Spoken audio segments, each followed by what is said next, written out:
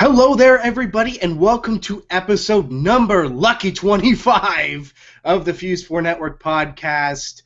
Yes, we are finally at a quarter of 100 episodes. This is really friggin' awesome, really awesome. I can't believe we're actually at this. At a point where we have a good solid team and everything is going really well. But before we move on, of course, just want to let you guys know about fatheads.com. Right now, they're having the end of the summer super sale. It's valid until September 16th, 2013. Get 50% off over 300 select items on the website. Of course, again, that is fathead.com. Now, moving forward, keep on keeping on. I'm one of your hosts, Dave McCauley, joined by, starting off with the beautiful, illustrious, luscious locks, Brad. I hate you so much, but hi, what's going on? But you have luscious locks. Just shut up. How can we deny that? And then we have the beautiful, voluptuous truffle shuffle master, Chris. What's good, guys? Fun fact, I am at the same age of this number of the podcast, 25. Boop, boop, shadoop. And then we have the political wrecking machine, Richard. Good day, sir. Oh, that was just, I thought that would be something else. And of course, we have the money master, Flowcaster, with the shirt that is ever always pulling out bills with the shuffle of his shoulders, Zeolightning. Go, Zeo! Do, do, do, do, do.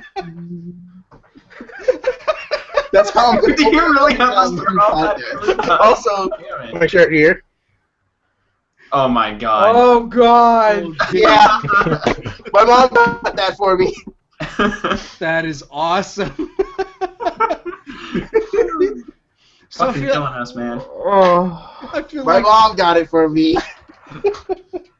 I feel like for the 25th episode, that was a well-worthy introduction for everybody, because that was just, I don't know, I tried my best. That's all I can do is try my best. Wait, So, with that said, what has everybody been up to for the last week? Yeah, 2 weeks? 2 weeks. Yeah. 2 weeks. It's been a while. So, Brad, let's start off with you, buddy. well, work, of course, video games. I've been playing a lot of classic Killer Instinct as of late. I don't know why, I guess I got really hooked on it. And I got also 2 words, Kingdom Hearts. So 1.5. 1.5 remix, is that it? Yeah. Yeah, I ended up picking this game up because I wanted to get into the series, so I did. I'm having fun with it. It's pretty good. There's really nothing else I can say other than just video games and work, so that's pretty much it. Well, la-dee-da. Hold on. I gotta say something. La-dee-da. How's that closet, by the way? What are you talking about? You're talking about... I don't know. Yeah. It wasn't. Yes, you do. You know, we remember It's a that. fucking mirror. What are you No, talking it's a about? closet. There's no such thing as a closet It's in my room. closed right now, but you'll have to open it later. My clothes aren't in there, actually. Go get your games. God. Go get your games. No, is it a fucking glory hole in there? I swear to God, if it is.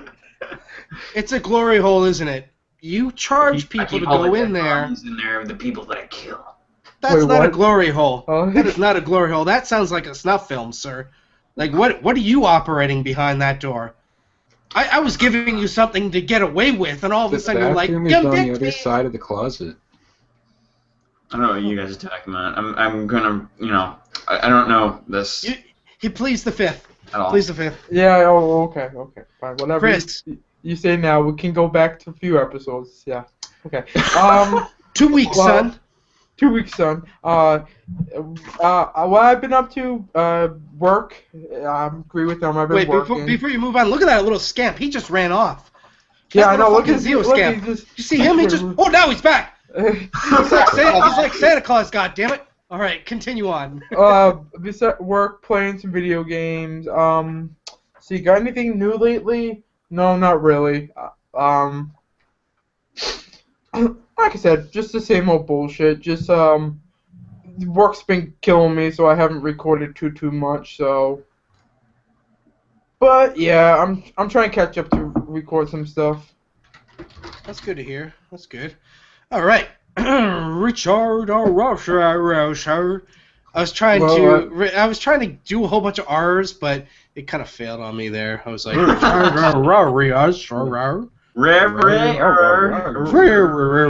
and just kind of, Hey, if the announcer from Killer Instinct can go combo breaker, I'm pretty sure you can go. Shit, you gotta roll your arm. Well, I can roll my R's, but I can also drop the bass. Oh God! Oh my God, that video. All right, go ahead. Drop the bass. Well, I've been playing the Bureau for the XCOM game. I've been playing that one lately. I'm enjoying the story, but I just feel like it's just another third-person shooter with the idea that you can control two other people as you play. Yeah, we'll talk about it. We'll talk about it later, I guess, and get more in depth of what you felt about it, because I feel that's more appropriate to do, right? Yeah. Instead of just But what else have you been up to? Well, been playing some Call of Duty too. Call of Duty? Yeah, lately with my couple of my friends, we've been playing that. It's been pretty fun. We even played it too. You're acting like your friends are non-existent. You know, the same. No, I played other friends. Talking to her right now. Yeah, I know. There's no friends. Jesus Christ, Rich. You know what? Go to his Xbox Live friends list, and it's like it's only us. He's like my online friends. You know, the guys I'm randomly joined in matches. Richard, you don't have any friends. The only friends you got are the people that you're partnered with. Come on now. No. He's a lot of good friends. Oh yeah. No, I actually got into it with other people, and then that's why I was like, yo, we should play it. We're talking about like COD 4, right? The ones we're... Yeah. Well, I was playing World at War. I was finding that one pretty Dave, Huh? you have dive kick, right? I have dive kick Dive kick. We should play some. I have dive kick now. for PC. For Steam. Oh Yeah! yes, me, you, Brad, and Hector. Let's All do right. There it! has been converted. That good game, really. Yeah, it's a very fun game. Oh yeah, it is hilariously fun. It really is. Is that it, Rich? Oh, and I pre-ordered GTA 4. Woo! GTA, you mean 5? 5? 4 I or thought 5. 4 was already No, out. no, man, we're living in the past. He just pre-ordered it so he can walk in and buy it for like $5. Coming out? Like he's I just didn't know going, about this. he's going in. He's going at midnight release just to pick up GTA 4 for $5. That's what he's doing. Yep. Pretty much. He's gonna be in line and he's gonna pay. He's gonna be like, Sir. no, give me your cheapest goddamn copy. And he's gonna be like, I want that scratch copy. Pre-order for GTA 4. And then the clerk's gonna be like, the fuck? As he said, give me that scratch copy, son. Give me that scratch copy. Damn All right. Need that game. Yeah, man. Can't wait. Well, we'll talk more about that later, too, because we have an email question. Oh, my God. Email questions are back. Whoa. Dun, dun, dun. Whoa. That's a big thing. So, moving on, we have Zeo. What have you been up to the last 2 weeks, buddy? I've been up to school and more school. It's been taking up a lot of my time, and I haven't had any time to... I've barely had any time to do work on recording. Last thing we worked on is something that Brad's already uploaded part 1 of, but it'll be coming to my channel. I'll be doing a little bit more production. Dude, I got more parts adding up. like a death counter for everyone.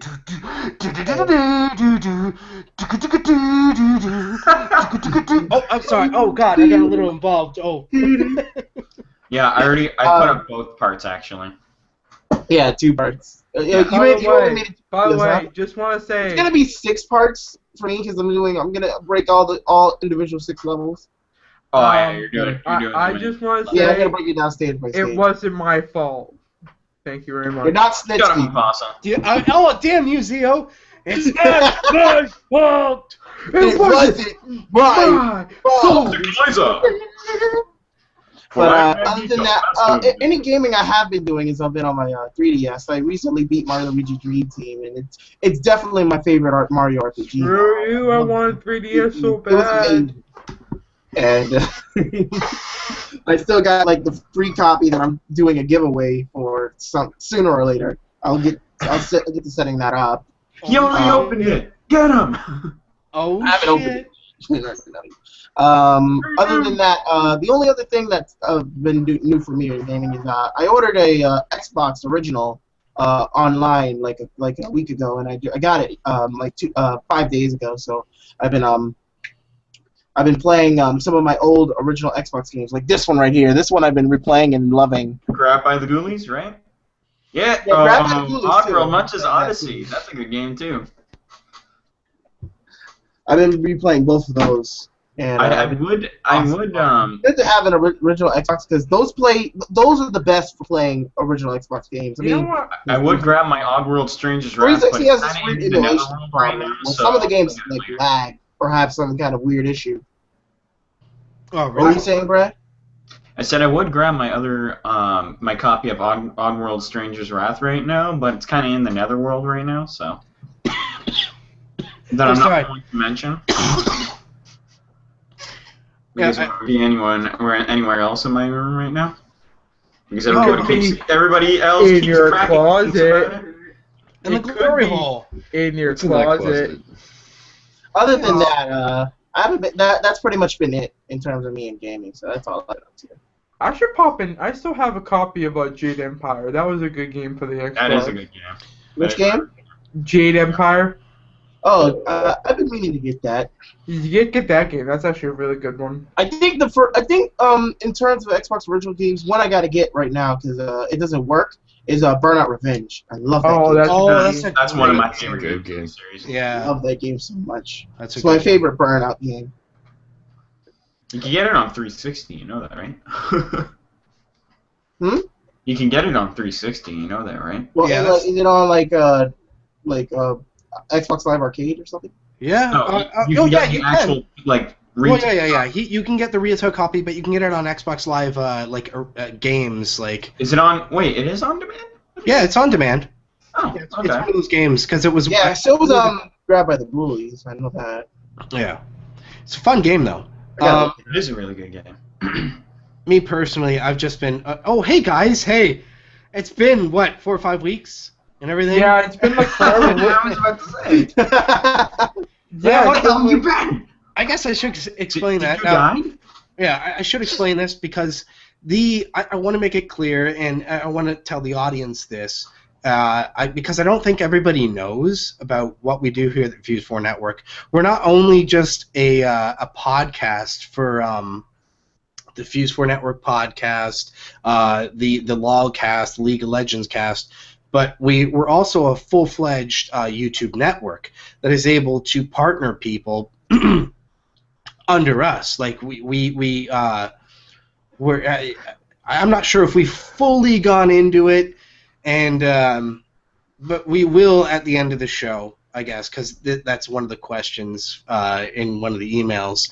But yeah, not every day is it just me on a YouTube channel, on my YouTube channel, just going, I'm gonna make a video. This is easy. Dave, hold on. That's not my Dave, job Dave, every day. Dave, I want to make. Remember, and- you still Oh, you sit know what? at that chair. Remember, you sit there. If you don't move too much, you just lean over, put your shirt on. Oh yeah. I Lean just kind of over. go. I go. Oh, okay.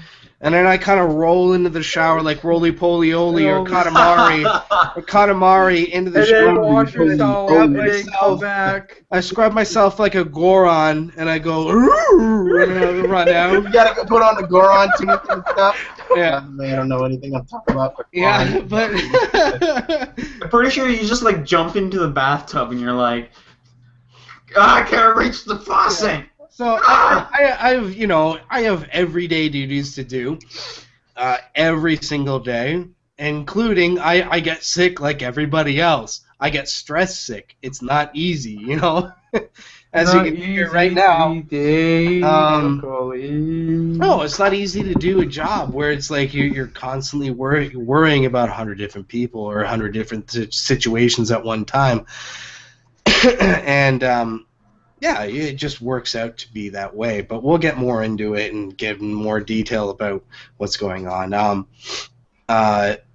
So what have I been doing? I've been working on Dead Space 3 for my personal channel, about like 88% done so far, and very fun game. Once you figure out and remember to use stasis, you're like, oh, use stasis. It's not a run and gun third person. Use stasis, you idiot. So you move on doing that. And I've also been doing a whole bunch of gameplays of Mortal Kombat 9, just for fun, no commentary, just because I feel like it's a game that should be showcased for the campaign itself. And I still need to get that game on PC. Oh, it's amazing. And I have the PS3 version. like as soon as I got my PS3, that was like the first game I bought. Played that game fucking nonstop. And I've been like, I was thinking in my head, if I get my fight stick at some point, which I'm going to probably in the next 2 months, and I'm going to get Mortal Kombat 9 on PC, I'm going to get Street Fighter, Ultra Street Fighter 4, and then I'll get other fighting games or whatever on the PC. Cannot get a combat controller. Still, the Xbox D-pad. Oh yeah, that's not the best thing. I also forgot. I do have the Mortal Kombat fight stick. So there you go. But yeah, I like the Mortal Kombat fight stick and all. It's just like the layout is a little weird, but it's not bad as of a fight stick. Yeah. I never use it. And then just Devil May Cry. That's still coming with the DLC. So much, and, yeah, very fun. Without commentary, just because it's another game. Like it's repetitive, right? You kind of go, all right, I'm gonna hack and slash over and over again. I'm gonna do the same stuff. Sure, the story kind of goes on, but you kind of it's not like it's hard to think of things, especially when the game is like kind of repetitive in a way. It's kind of hard to come up with something with whatever action's going on. It's not hard. It just becomes the exact same thing. You know, you're overdoing it. You're just going through the same motions again and again.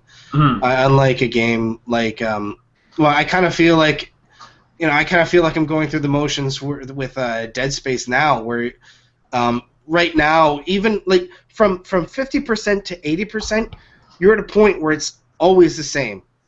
I've maybe had like 2 boss battles, and it's like always been, just walking through stuff, solving a very simple puzzle that causes you to turn things or, do a pulley kind of thing. But other than that, it's not like Dead Space 2. But who knows? The end could be amazing. I still need to do that, which is really, it excites me. It could be really cool. I don't know. I love stories. Could be boner-tastic. I don't know. Fuck. So far, it's my favorite playthrough, mostly for the fact that it's enjoyable to watch, and I really enjoy the music in the game. The music is actually fantastic in Devil May Cry, and I don't think it's not. I love that game. And the people that are criticizing the game for what it is, you got to keep in mind, it's fucking Devil May Cry. It shouldn't matter what the main character or whatever it is. It still plays like Devil May Cry. Yeah, you're talking about like DMC. Yeah, like the one that just recently came out. Yeah. Yeah. And I actually like the new Dante over the old Dante because. No, give or take. I still personally like both of them. I'm not really hating on one. I kind of like both styles. I personally felt that the old Dante was a little, like, he was kind of that cocky type of personality. I kind of like that. That was him. That was who Dante wanted to be. He was that cocky son Well, of a bitch. I think it's mostly from his style of gameplay that. Yeah. You know, Yeah. And then in the new one, he's more like of a badass type of thing, which is something I kind of would have expected from the original Dante, but he never really showed that. No, the original Dante was more cocky than badass, and that's how they. Yeah, I know, that's what- badassery, like, is something that comes from the gameplay yourself. Like, Yeah, exactly. it depends. How badass he looks to you is how good you played the game.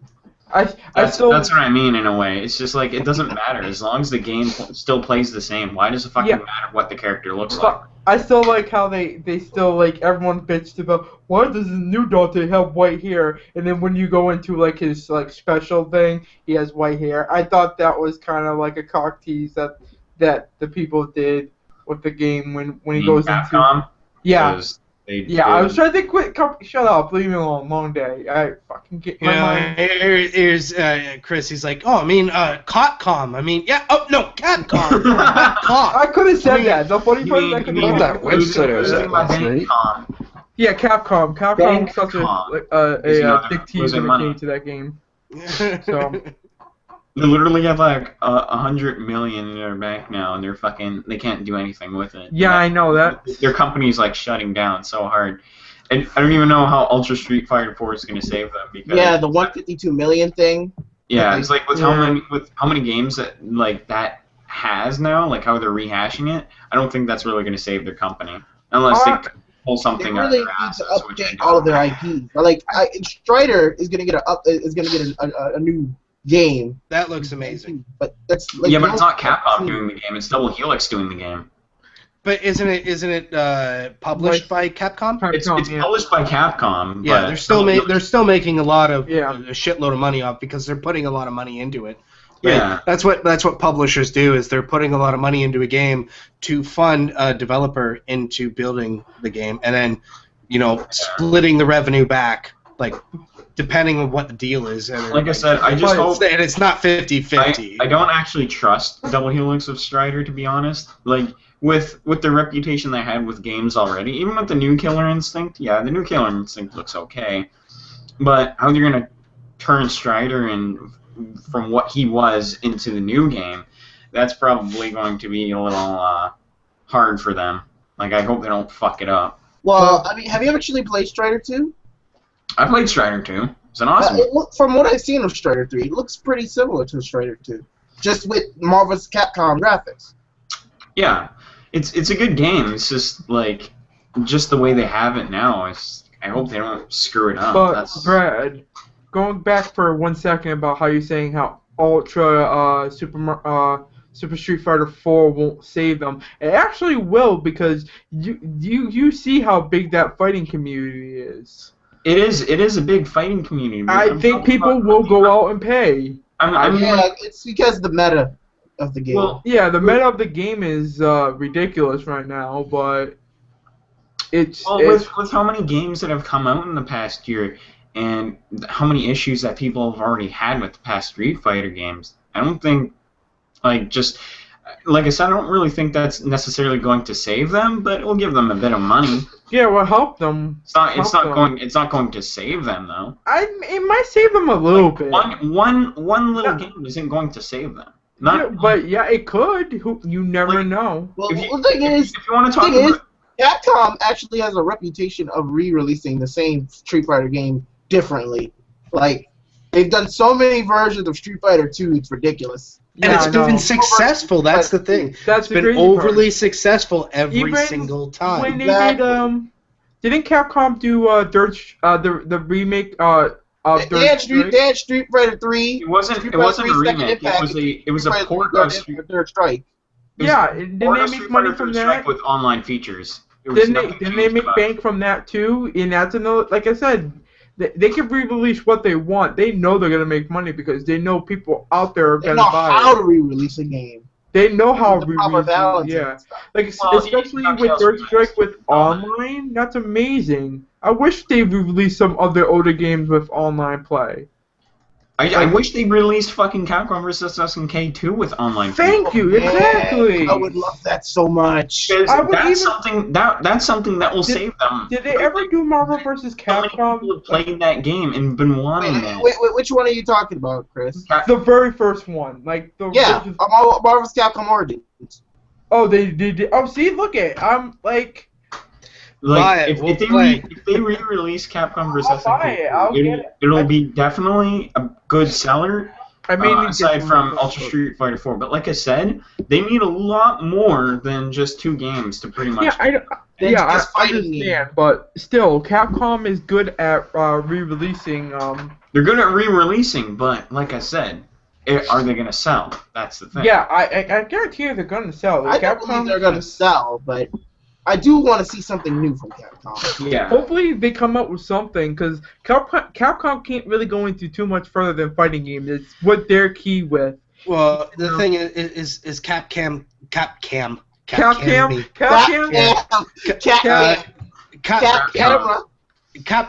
can't turn into the next THQ. The problem that happened with THQ is that they came out with the U-Draw, and they put all their money into the U-Draw, and they were like, all right, here we go, this is it, this is the end all, we're going to put all our money into it, people are going to pay $100 for it, we're going to release on every system, PC, Wii, PS3, Xbox 360, that's it, people will buy it, they'll buy it for their kids. All of a sudden, who bought it? Nobody.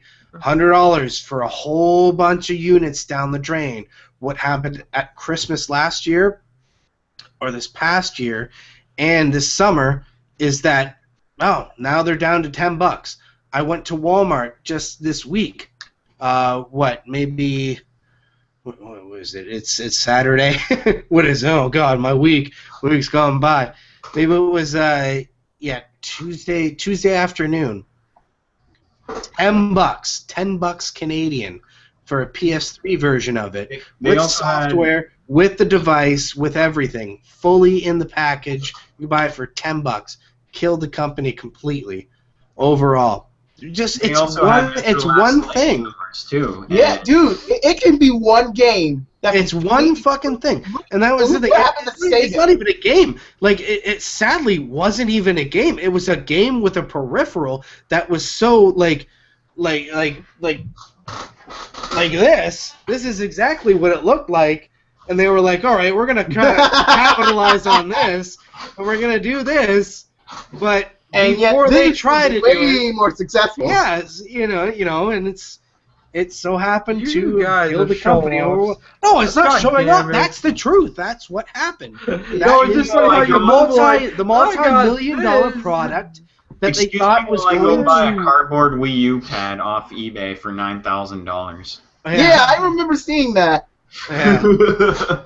But yeah, that was silly. THQ also had Metro Last Light in the works around the time that they were shutting down, and then they had some who bought the rights to the game and finished it? I can't remember. Who, Metro Last Light? Yeah, because they had the game. Didn't TSQ? I thought they finished it before they went bankrupt, didn't they? I thought that was like one of their last projects they were doing. Yeah. Someone like a company bought it and published it. That's what I know. Or got it and then published. I could be completely wrong. I'm not gonna call honesty on this. I just thought it might have been like one of their last products. But like that game could have because Metro had a lot of it was sold quite well. Did it really? Yeah, it sold quite well. What sold quite well? Metro 2033. Did it? It sold pretty well. Last Light. Maybe it's just me thinking about my own personal feelings about it because I thought it was boring, and I still got the second one. I was like, "This is I was actually looking forward to that. I'm an idiot. I kind of liked Metro, and yeah, I'm thinking about my own personal feelings. It's okay, but yeah, and then turns out Metro Last Light completely fucked over the consumer market because they put the hard mode DLC instead of putting it in the actual game. I don't know why. Yeah, that was one of the big complaints. Like, if you want the full version of the game with you have to pay $10 extra. Yep. For recruiter mode. It's like, wow, seriously? It's like, that's fucking bullshit. I'm not doing that. And I was actually going to buy that game, and I decided, nope. I'm getting it. Sorry.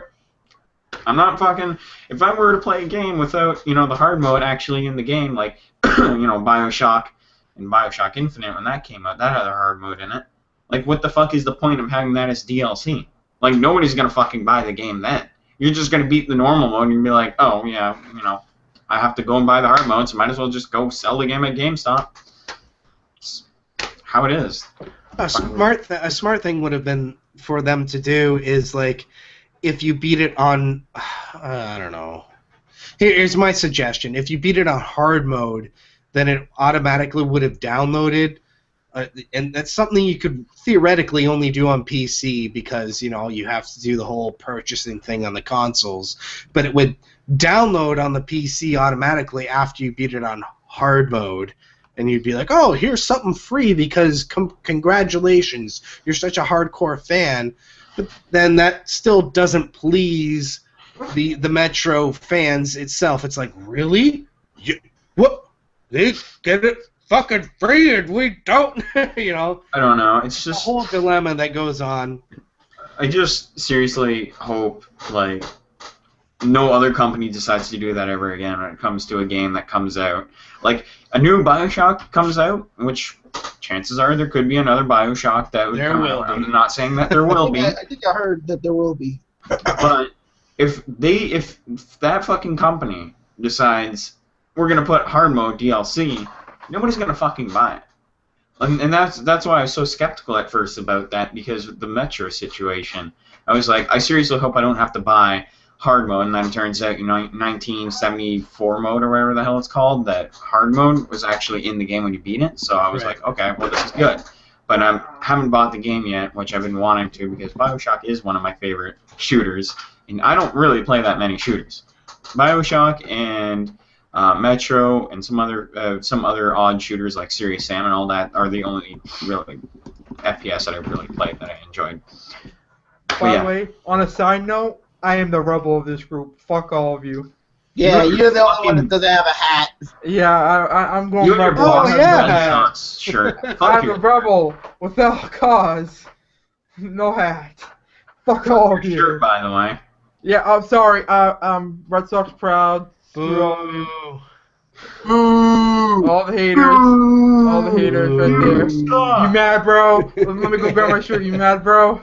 Yeah, going back to Capcom though, like I said, I seriously fucking hope Capcom decides to put what they do with Street Fighter 3rd Strike, which was a smart move by them, to put Capcom vs. SNK 2 online edition. Or that would be great. Because I seriously think that game would be amazing with GGPO and with the character roster. There's so many things you could do with that game. And although there's characters that may be really strong in that game, you can also have a lot of counters in that. So, and people always complain about how. And there's so many different ways. I like how there was all the different styles that change. Yeah, and all the different styles you can charge your special moves, or you can do your grooves. You can dodge roll, tech rolls and stuff. You can tech grab from you can actually cancel. Style that lets you do parries. Yeah, you can parry, which is good. There's a lot of good stuff, and certain grooves, like for example, you could use a groove on Sakura, you can actually tech roll into your Dragon Punch, which is fucking amazing on her. And like I said, you can do so many great things with, said. Yeah, there was a lot of variety. The game is entirely customizable. The game is entirely customizable how you want to play, and that's what I think that will sell well online. So, just saying, it's a suggestion. Capcom, come on now, bring that game out. Everybody wants to fucking play it. You know you want to. I'm tired of playing offline on the fucking PS3. I bought it for a reason, because I wanted to play it, not because I knew that there was online on it, but it was a part of the PS2 version, and the PS2 version was amazing. I bought it on there because I wanted to play it. And I hope to God that you decide to actually fucking put it on the PS3 with online features, because a lot of people will sell it. Or put it on 360, whatever you want to do. Seriously. I know a lot of people probably heard about this already, but did anyone hear about that person who tried to copyright all Shin Megami Tensei stuff and games and the Russian.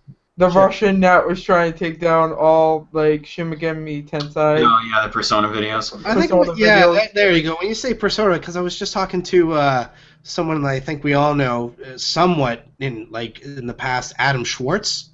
Do you guys know Adam Schwartz? Yeah, he has it in his Skype information, and I'm not a personal fan of Persona or anything like that, but he had it like something Russian.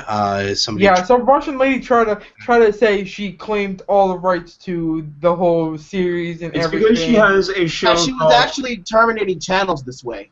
She was terminating channels on YouTube. Although I hear recently Atlas found out about this and shut her channel down. But basically, the woman had a show. It was like Persona, it's some dance show, and it's really shit. By the way, I watched it and I was like, "What the fuck am I watching?" But anyway, she's claiming copyright because it's basically stealing the name of her show. First off, just because it has the name in your show, you don't have rights to other fucking things that have the same name. All right. So she fucking deserves to get her shit shut down. She doesn't own copyright to. As far as claiming copyright, you can get fucking in serious shit for that. Oh yeah, absolutely. She can be taken to court for it. False claims. Yeah. False claims court. You can get charged pretty fucking you get charged so much and probably deal with a life sentence. For that. Well, not life sentence, but a lot of years. A lot of years. Yeah. Life sentence. Maybe she probably did more. No, I'm just kidding. She's prostitution. Prostitution. Dave, you know that too well. I mean, what? Cold name. Like that's ridiculous. I'm so glad I wasn't a big fan of the series to do YouTube videos on it, because if that happened to my channel, I'd be fucking pissed. Oh, I would be pissed. I was worried about some of my good friends, like someone that goes on the name by Fondon. I was worried about him because he's done some. I've heard that name before. Yeah, Fondon. Yeah. He's an old friend of mine. Wait, isn't Christy doing a Persona video as a Persona LP as well? I don't know if she was. Super Genius is. Yeah, I swear she was doing an LP on Persona 4. I'll have to look at it after, but yeah. But no, like when I heard about that, I'm like, really, like, yeah, have fun, because that's another huge fan base. It's not like you don't want to fuck with the fan base. You don't want to fuck with that fan base. It's like the same with Sonic. You don't want to fuck with those fan. The Tails fan base is pretty big too, believe it or not. The Tails fan base is fucking enormous. Sonic fan base are even worse. I'm just fucking. Yeah, the Sonic fan base is like. Well, there's a lot of fan bases that are fucking massive, but like I said, you don't really want to target those audiences, or you're probably going to suffer a lot of flaming. Like I said, I know a lot of people who put stuff up for that, and I was like, really, and I'm glad as soon she got terminated. I'm like, great, done, good, fuck her, fuck her. Fucking cunt. Wait, oh, he went there. That's the extreme word. That means it really pissed you off. Oh yeah, he's completely ripped out of his mouth. That's one of my favorite series. I'm sorry. I love Shin Megami Tensei. Rolled right off the tongue. Dude, I like Shin Megami Tensei as well. Yeah, I love Persona 4. That's fine. Oh my god, I've never played Persona, but I love Shin Megami Tensei. Oh, you should play Persona. Brad, I played the demo for 4. Go find them. Go Persona find them. 4 Golden should be available. Yeah, play Golden. Play fucking I've been playing Shin Megami Tensei 4 on the 3DS. I like that game. I think I might look into Persona, but for now, I'm going to kind of pass on it for a little bit. Brad. Because I have other games I want to play. Start with Persona 4 Golden, honestly. It's the best. Yeah, if in all things you can get either I don't know if you use your PS Vita law or I don't know if you're a big fan, but you can get P3P, which is the Persona 3 Portable too. You can get that game too in PS4 Golden. Anything like Persona 3 Fest? Oh, yes, I think if I'm correct, it's the straight port of that game to the PSP. Anybody hear about that new JoJo's Bizarre Adventure game there that came out, I think, 2 weeks ago, maybe a week ago? No. I saw you tweet about it. Yeah. Yeah. Basically, Bandai was talking about how they wanted to bring it over to the U.S. and I I watched Maximilian's videos on it, and people are in the comments were complaining about how basically the company that does the music for the game. I can't remember their names. Their initials are CC2, but basically their music literally is an exact rip from the music from Naruto Ultimate Ninja Storm. And people are complaining about how the music is so generic and shit and sounds too much like that game. And I was looking and I had to listen to the music closely and I was like, holy shit, people are right. Like, did the fucking company just decide to get lazy and rip music from other games and put it in there? And, like, without people noticing? But yeah, there's controversy with that, and apparently it's budget price too. You can order it off PlayAsia for like $35. So with shipping and handling, with shipping so and handling, it's like $100. Which is which is probably not going to be worth it. But Bandai, Namco actually was the ones that stepped in and they're like, because they're usually the ones that localize Japanese games. So and they stepped in and they're like, yo, we're gonna localize it if the fans start speaking out in that, and so probably like I don't know, maybe next 6 months or so we'll get it out here, but chances are we probably won't because it is not like it's big in Japan but not here. Like nobody knows what the fuck it is. Yeah, I know how that is. Like even if a game's like huge in Japan. Like, if the game looks good, but the music, and that's the only issue that I have with it. It just seems like it's been ripped out of a Naruto game, which I wish that fucking company didn't do that, because that's lazy. That's just lazy video game design right there. Like, you can't do that at all. Like, music and fighting games, honestly, you need that music to go with the game. I mean, look what fucking Dull Helix is doing with Killer Instinct. They make the music dynamic. They make it so when you're fighting in that, the music starts getting more, like, there's more beats being added to the song. It gets more with intense. The combos, yeah. Yeah, and then Street Fighter, when your health gets super low, the music starts playing faster. And it's like, that's what I think that games should start doing now, is going more dynamic. Like, going more dynamic with music in fighting games. And I think that what Bandai is doing with JoJo's Bizarre Adventure is probably something way off from what fighting games are now, and I think they should probably do something about that. Well, speaking of that, and I know I haven't my camera on yet, but speaking of that, it's like how Pokemon, you know how you're almost near death and they have the doo-doo, like when you're low health and everything. Oh yeah, well, originally before Gen 5, like Black and White, there would just be the be-doo sound. But they actually in Gen 5, they actually turned that into a little song, which was actually pretty cool, and it really pumps you up when you're in that. You're like, oh my god, I'm near death. Hold on, what am I gonna do? What can I do? Near death, yeah. That's what I think about, like, in RPGs too, and other RPGs. They make it so that the music intensifies whenever some action happens on the screen. Like, you look at games like Hyperdimension Neptunia, there's always music playing no matter, like, what action is going on in the game. There's always music playing in Tales of Xillia or any Tales game that intensifies whatever you're doing in the game. That's what I think that game companies should do nowadays with other games, that they just make it more dynamic with the gameplay. I lose the dream team, bro. Just implement it. That's what they got to keep doing. Yeah, make the games better by making it great. Yeah, it's just, make it interact with the game. Don't make it just lazy and have it freaking just sitting there and freaking rip it out of another game and put it in the call it. Music should be an extension of the game. Yeah. Basically, in a way. I agree with that. If people complain about Injustice having the lack of music. Yeah, I know, that game's, like, you're sitting there and you're like, this game's boring without music. Like, seriously. If you actually really, like, think about it, the music is pretty good. I just wish the music was more louder and, like I said, dynamic. You need that dynamic music in fighting games.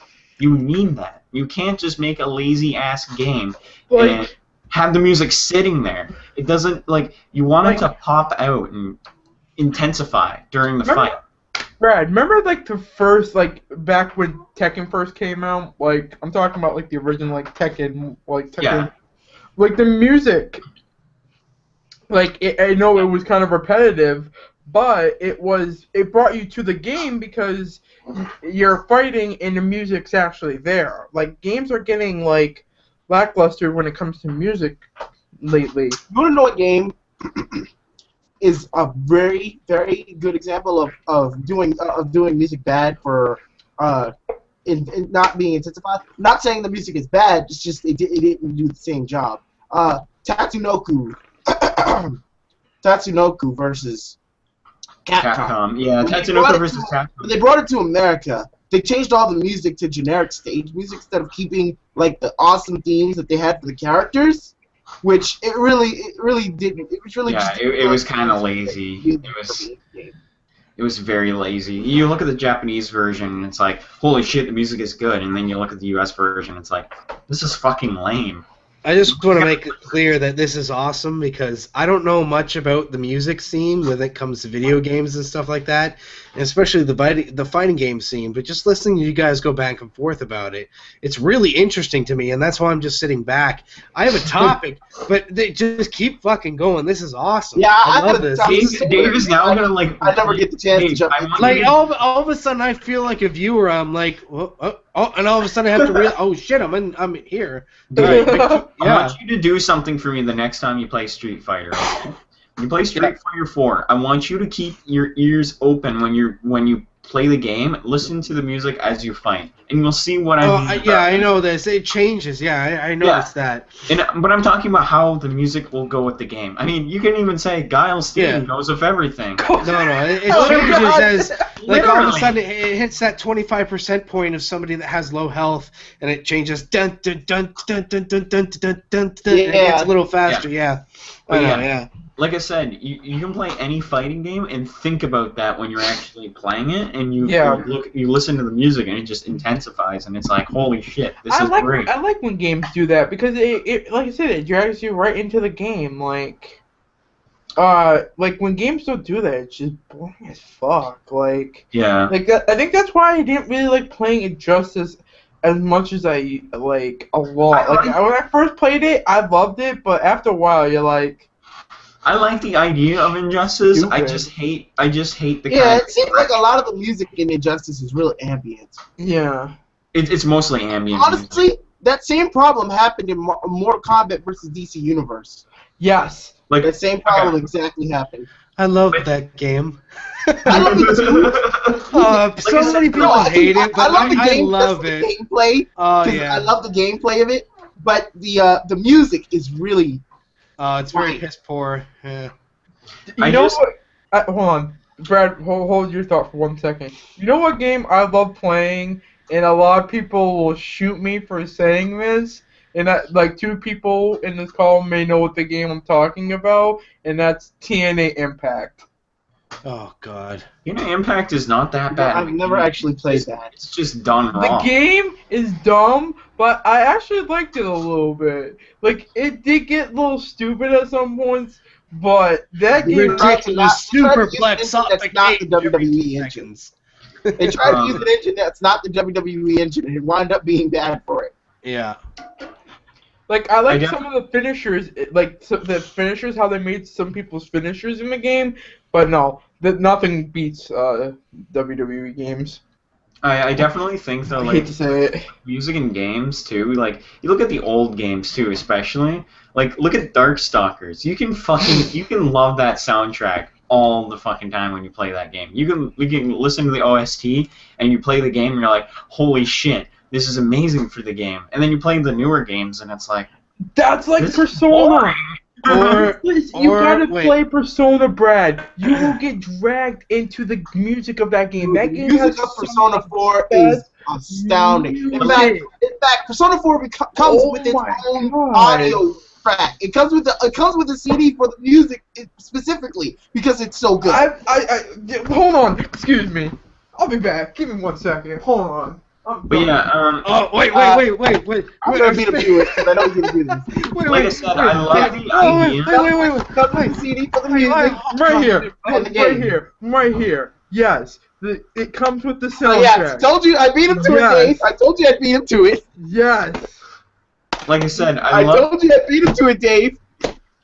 Like, I like the idea of games, I just hate the lack of music. Injustice is a good example of that, and I wish NetherRealm would have stuck to the Mortal Kombat 9 route and actually had decent music playing in the background. But, you know, like, I don't know what happened. They were just like, okay, we have a fighting game, but no music at all. Okay, I think a perfect example. Oh, whoa, talking? No, in between, like, something that is something that was done before and then now is a remake. Perfect example, DuckTales. Boom! Not a fighting game, but amazing all around. Yeah. Background to go with the game. Like a hurricane. Even Super Mario Brothers, the classic stuff, man. Yeah. That goes well with the game. Absolutely. Like, what DuckTales was really good. decides, we're going to have a platforming game, but no music. I don't know. Platforming games. One example of Mario, I have to bring Mario up for this, is Mario, when he used the same music for for 3 platformers in a row, everyone started getting sick of the theme. And that was really dragging down the quality of Mario's games, because everyone accuses the new Super Mario Brothers series of being the same thing, and if you're looking at it from the outside point, and you see that it's pretty much very similar graphics and really similar music, to the point where the music is exactly the same, you would make that assumption. I can see why people would make that assumption. I can at least vouch for the first and second game and the fourth game. The third one is, while focuses on coins, there's nothing different about it. That's really all I can say. I mean, at least with the first one was on DS, so it was like it brought Mario back to side scrollers. The second one introduced the whole 4-player co-op thing that seems to be in every single game now, is 4-player co-op. It's like until fucking Super Mario. The third one does nothing except online co-op, which I still find weird that New Super Mario Bros. Wii U doesn't have that. And Super Mario's U, it just brings Mario to the HD era. It doesn't really do anything new in terms of like structure, but it gameplay-wise, it feels different. It's the best of the series, I can say that. And if you want to talk about games with like multiplayer, we can talk about games that are like online multiplayer only. Now that shit is stupid. Yeah, that shit is fucking ridiculous. Like, I hate that. I'm gonna buy this game and have all my friends play with me, and then it's online multiplayer only, and it's like, why? Nobody's gonna fucking go out. Like, nobody's gonna be like, oh, dude, buy a PS3 and buy Dragon's Crown, and we're gonna play it online only. I know I'm well aware Dragon's Crown is local multiplayer, but I'm giving that as an example in a way. But like I said, you know. Why? Well, people make a lot of friends online these days. Yeah, but why? Wait a minute. Wait. Why? Titanfall. Why would you decide? Okay, we're gonna add a multiplayer feature in it, but make it online only. But like, what if you have friends in real life that all want to play? Like, you know, they all have the same console. Is there a game that actually does that though? They have the controller. They want to come over to your house and they want to play a game with you, and that, you know. All want to have a good time instead of having to all just freaking sit at home and, you know, not be able to communicate. Like, I'm sure like everybody has a headset by now, but I mean, what if you don't have a headset? You know, things like that. It limits you so much. It's not as fun. Like sometimes someone wants to spend time with their family. You know, things like that. It's just seen it. Hell yeah, play Seen It with my family. You know what's funny? You speaking about this, and like it seems like one of two ways for consoles. Like Wii has been mostly centered around local co-op, while other systems have been mostly centered around online co-op without local that much in mind. It seems like there's no mesh in the middle. No, there isn't. There really isn't. In this format we call gaming. It's mostly either you're either a PC or a system. Like, I hate to say it, but PCs. Wait, I don't know. I don't know if I think it's more of like you're a hardcore, a casual gamer. Yeah, like the PC comes into it. Yeah, like but I hate to say it. I guess you could say you're a PC, a hardcore, or a casual gamer. Yeah, that really. Because there are 3 categories. Because there are the PC elitists.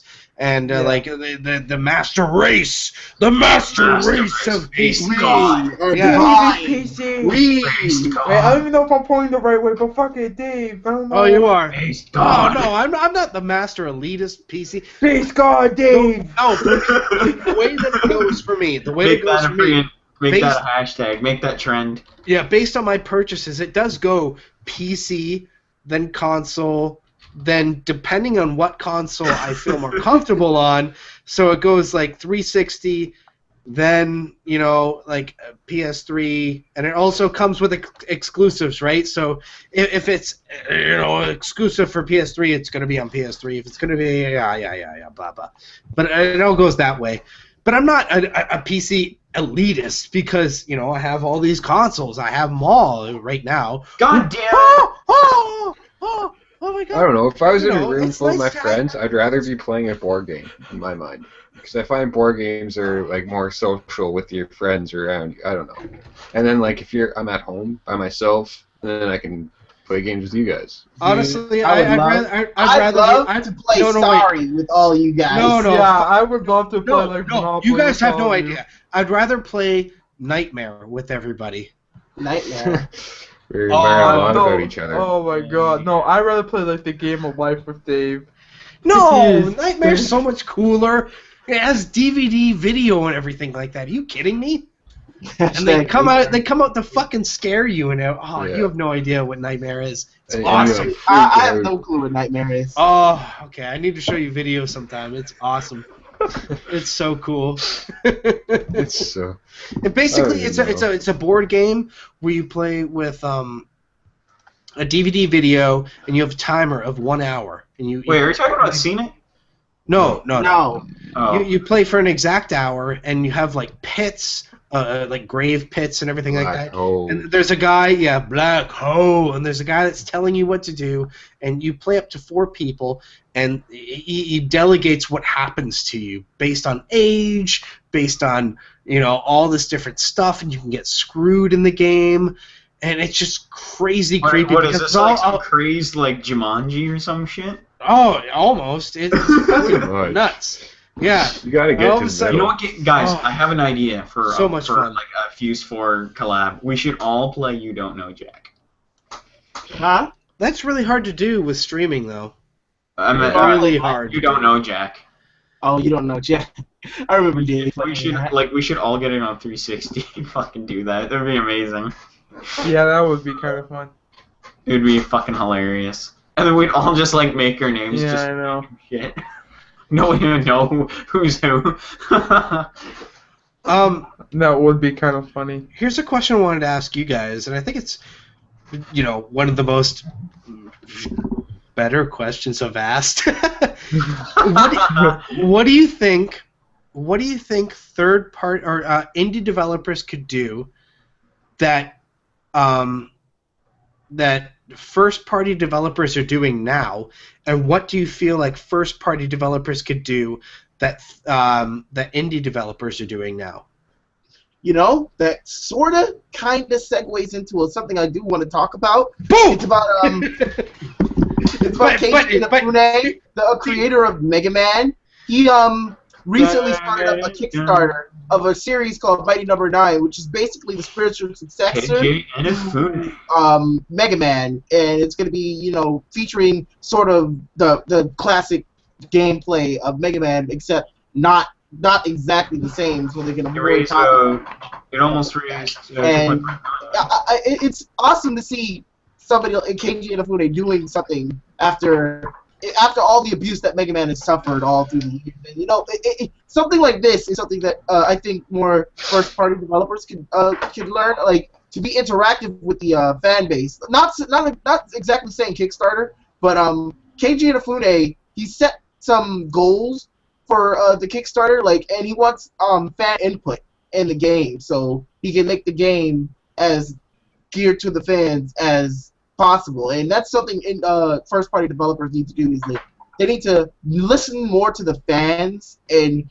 hear the good ideas, not the really stupid ideas, but the good ideas that the fans have. Because fan bases can range from idiots to smart. Oh, trust smart me, we know actors, this, Zio. Do you remember all the questions when first WWE 13, when it first switched over? Do you remember all the things people asked for the game? They No, were no. ridiculous. Trust me, you were right. I've seen some ridiculous groups ask for ridiculous thing in the. Yeah, I'm not Now- saying there's good ideas and bad ideas within fan base ideas, but generally I think first party companies should listen to more to the fans. As for indie developers, Put Master Chief in it. I don't want to sound like a stickler because it always looks great, but I want to see some more HD 2D sprites. Everything seems to be hand drawn nowadays. And not that it looks bad, because it always looks great. But I want to see a little bit more of 2D sprites. I like how they did with Scott Pilgrim. Right. I really liked how Scott Pilgrim looked, and I want to see more stuff like that. Skullgirls, all the characters are hand drawn. Yeah. Well, it's always going to be different because you look at the indie developer, it's always going to be a very personal project that they put their heart and Every soul game is into. nice and pretty. So you're going to see the story and everything that they want to tell. But then you look at like the massive groups of developers that are big and everything. You got so many people working on it. So how can it really become like a very personal, true story that one tries to tell? That's tough because, like I said, you're right. It's more people, and the people who are doing the big games are looking for a wider, and I mean a lot wider fan base than just a very small fan base. But yeah, I understand what you mean, but it is really difficult to do that when you have more than one person working on the whole game. And I think another thing that comes up is when it comes to Kickstarter. The Mighty Number 9 is being kickstarted for what, over $2 million now by a very famous producer. Yes, that can be done because he is known to being associated with Mega Man. Now, when it comes to just that little guy that's not known coming up with something like Amnesia or something like that, right? What should they do when it's not coming to Kickstarter, just developing your own game? You don't have that well-known name behind you. What are you going to do? What should they do? Promoting. I honestly think That's what I was going to say. I think it'd be nice for them to reach developers like KG and Afune, like people that are well known in the business that might have their own company or something like that. Reach those really well known people. They can help them out, I'm pretty sure. But that's the thing. Usually when it comes to that, you're going to have to do like a 90-10 split. Like, we get 90, you get 10%, and you can fuck off. Like, I think one of the main things that indie developers need to learn is promotion. Like, have a good promotional team behind them, not like a swag team where it's like you go to Comic-Con and you try and, here's some swag, here's a free code, because that's the last thing they need to be spending money on is swag and giving out free promotion. By the way, they need a good promotional team, like a good guerrilla promotional team that is going to help them out. Well, look at like Super Meat Boy and how that did well with like the hype. Well, Team Meat, I think Team Meat had a really good promotion. By the way, speaking of codes, I'm still looking for a code for Hearthstone. I want to play that game. Sorry, throwing it out there. I really still trying to look for a beta. It's limited beta now, apparently. So. Fuck! Damn it! I want to try it. I want to try that game so bad. I don't know if you watch a guy named Kurt Parian, but he basically talked about how the game is now limited beta. But yeah. Damn it! Because I want to try that game out. It looks so much fun. Talking about companies that have promotion in that, Skullgirls, man, the people who like the indie developers. That was another Kickstarter, right? That was another Kickstarter. It took them almost a month to meet their goals. You can only do it for 31 days. That's a thing. Right? Yeah. I'm talking about somebody that doesn't do Kickstarter. Let's think before Kickstarter, because now Kickstarter's a thing. And they had the game out before they did the Kickstarter. The only reason they did the Kickstarter was just to kind of, add more to the game. But they asked for way much too more money that wasn't well worth it because, like I said, it's a good game and all. It's just it felt to me Another thing about Kickstarter is knowing how much money to ask for. I think. Yeah, like I know how much money goes into the development of video games. It takes a crap ton, but you got to know how much to ask for. But you can also ask for you know, you can go on the cheap side and you can ask for like people that you know that are willing to work for free as long as they get credit. You know, there are always people out there. It doesn't matter how big they are. Somebody that works at Nintendo is well worth putting their name in a game just to say, all right, I work at Nintendo, I'm here. I did the music for this game.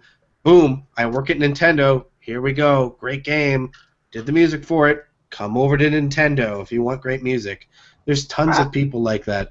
One thing I do like, that is speaking of somebody that's doing music for a game, is David Wise is going to be doing the music for DKC5 or Tropical Freeze, and that the one that Retro is working on.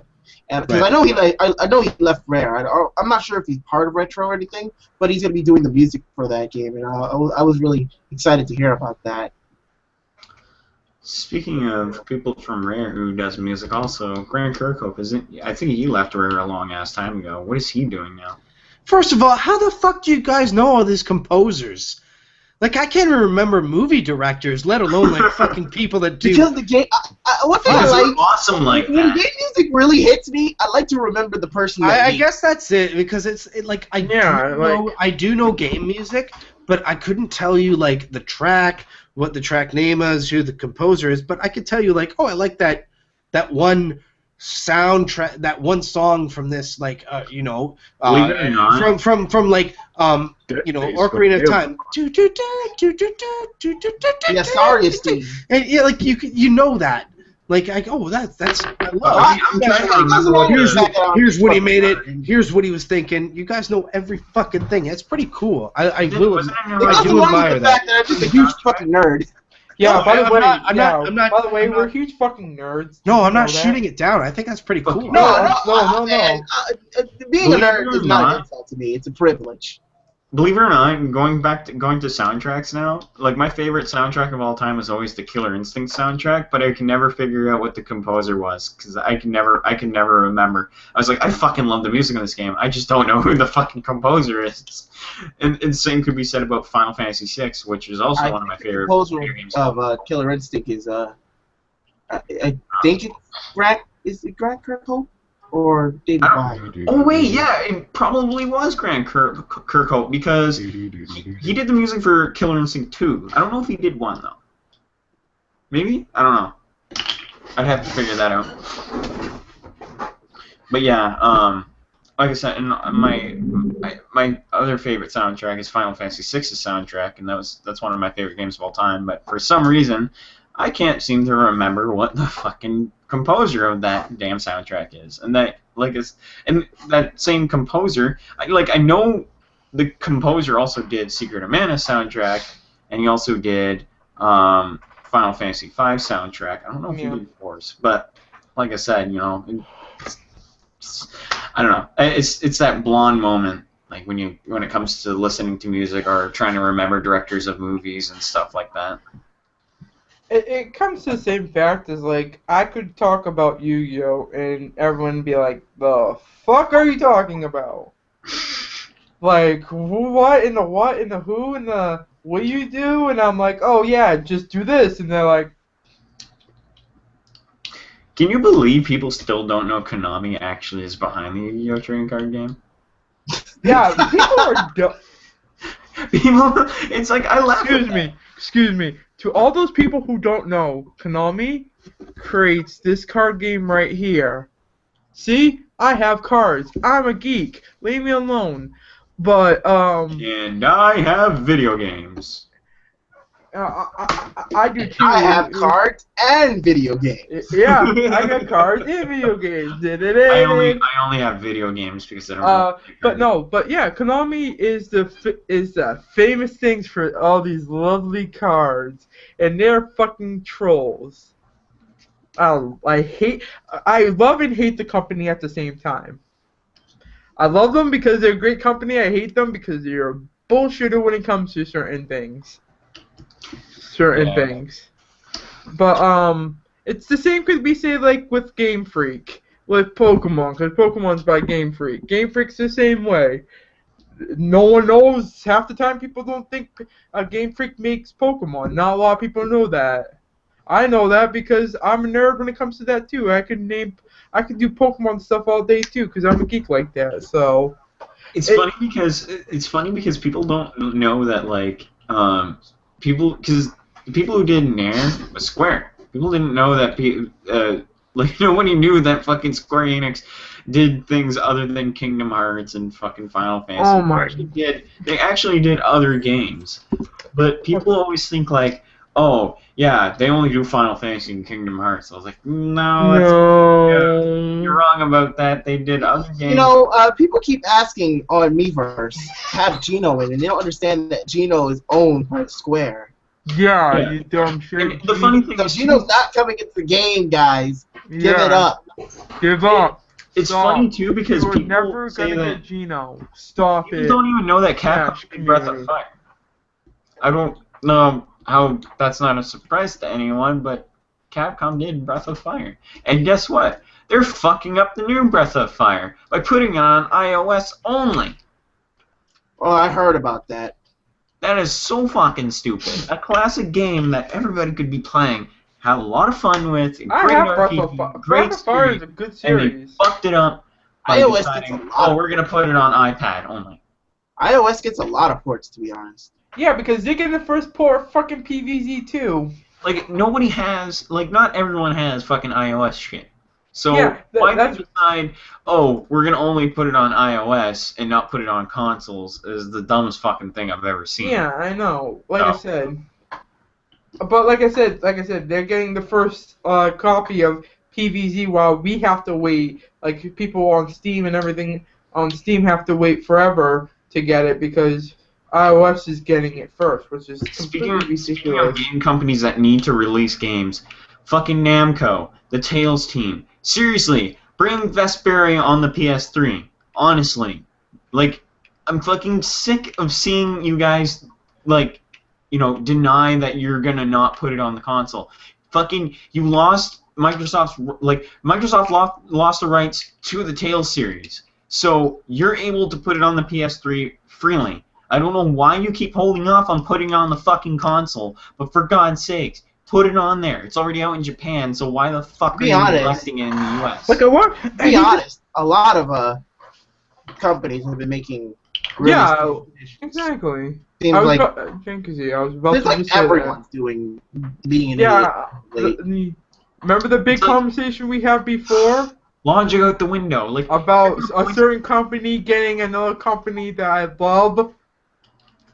It's not. Don't even start talking about Sega owning. That was you being an idiot. No, but honestly, I still want to fucking see them do something with it. Wait, I'm waiting, Sega. Sega are freaking RPG pioneers in Japan. Sega, I'm waiting. They can handle. I'm waiting. They can handle Sega. They can handle Atlas. Look into my eyes. I'm waiting. I'm waiting. We're out here. But honestly, like I said, Namco, seriously, get your heads out of your asses. And I don't mean this to talk shit, but seriously, it's out in fucking Japan on the PS3. Why are you neglecting it to bring it out in the US? You're doing the remastered version of fucking Tales of Symphonia 1 and 2, okay? You're also doing Tales of Xillia 2. So why the fuck are you putting it out on Vesperia? You promised us. And believe it or not, they actually did say they wanted to bring it on PS3 at one point. And they just completely neglected it. And fans want it on the PS3. Not everyone's going to go out and buy a fucking 360 to play Vesperia. And I really want to play Vesperia, but I'm going to get it on 360 because I'm not waiting any longer to get it on PS3. So, but yeah. That's pretty much it. Like I said, fuck. That's what I hate about companies. They neglect their series. People, they don't listen to the fans. And that's what I hate about that. Is, companies need to fucking reach out to more of the fans. Namco's always been like that, but they just decide, oh, we're not gonna fucking, do what you say, nope. They said they were before. Like I said, I'm just sitting here, waiting until Sega do something. And Sega, they're doing Phantasy Star Online too. You gotta think about that too. With how that game's going to turn out, I'm pretty sure it's going to turn out amazing. And what they're going to Still do want them to see Megami do Tensei something. and Persona series, I'm pretty sure they're going to do a great job at it. They're going to be just as good as the original. Sega, do me a favor. Talk to the Persona people. Make them a 5th one. I'm still waiting for Persona 5. Come on. You know you want to make it. Sega is on really good terms. I think Sega, Come on. any company right now is in the best standing because they haven't done shit to fuck shit up. In fact, they've been working their asses off to get their reputation back ever since Sonic 06. So I think above anyone else right now, they're in really good standing. Yeah, if they've given it away to like companies like Activision and shit like that, that series would go to shit. Just saying. So you best be happy that something like Sega is in good terms with the series, and they're gonna do a great job at it.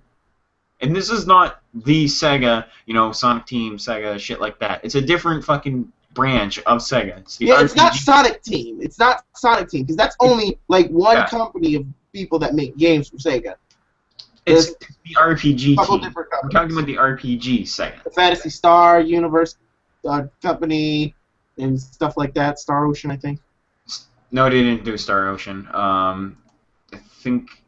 They do like the Alien vs. Predator. Star Ocean, I think. I know they Or did did Fantasy they Star. just publish it? Oh, I don't think. Well, I don't think they did fucking. I don't think they did Star Ocean. I'm pretty sure Square did Star Ocean. I could be wrong about that though. But yeah, I don't remember. I'll look it up actually. Hold on. So you guys can keep talking, and I'll just be like da da da da da. So Dave, you got a topic for us? Yeah. So the Nintendo 2DS? Did we already talk about that a little bit ago? Or? I think we've mentioned it before, but I don't think I've ever heard your opinion of it. I tweeted about it. I'm the kind of guy that, I'm not a big handheld guy. I'm not going to carry it around and take it to, like, my cottage or take it to my friends. I understand that the 2DS is geared towards children, but it's still something that's a little cheaper that I'd pick up because I'm also not a 3D fan. I'm also not a guy that's going to go to the 3D movies or pick up 3D games. It's never been something that appealed to me. If I were to pick this up, which I'm thinking about doing, then I think I might do it. I don't know about you guys, but what it comes down to I would rather have 2DS. It's not really the loss of 2D that comes down to me. It's 3D. It's the design of it and the portability of it that really offsets me. Like Its design looks really a little bit awkward to hold compared to any previous handhelds. Not just that, but because it's one giant screen and not flippable, it's a lot less portable. It will not fit in your pocket. So unless you're pretty much guaranteeing that you're not taking it anywhere. It's not really the portable handheld that it should be. I've done this before the last podcast before, but here's my solution to Nintendo. You see this screen right here? You see this little switch? There's the 2DS. That is it. No, but here's That's my solution. thing. But this is the thing. This is the thing that I said though. I don't care about portability. I don't want the 3D. This is perfect. It's perfect. It works because it I don't works care. Today, Honestly, I'm really honestly not going to take it don't care anywhere. about the portability or stuff like that. Then it's just the awkward design of it because it's not like easy to hold. It's all one giant thing, so you have to hold it. How do you know, right? You haven't held it. I haven't held it. We can say that, but we haven't held it. From a visual Like I said, I'm sure it's going to be a decent product for should people that don't have one already and probably have like maybe smaller hands and they wanted to get the grasp of it in a way, and it's a cheaper option. So in a way, I do think that it's an okay idea. It's just it's not even smaller hands. It's just the design. Well, it's a cheaper option. It's something that kind of looks like like a leapfrog. kind Well, of I mean, deal. like, I think that's what we're going for. It probably is more catered to people who are like the younger audience. Oh, it is. Absolutely. That's what they It's a said. cheaper option for it. Of course, a younger audience are going to have really small hands. I mean, if you imagine seeing a kid with like giant fucking like hands and shit, that'd be really fucked up. But also I was gonna go with it. Like people tell me I should get it, but like I said, I with systems with me, I need something more portable than. You want to get cheapness. something that you like. What I personally think about, because I play a lot of RPGs, especially like on the handheld. I like to see it in an angle, and I kind of don't want to play at the screen like I like. Yeah, I have to go like. It's like the original Game Boy, right? Like you got to get in like.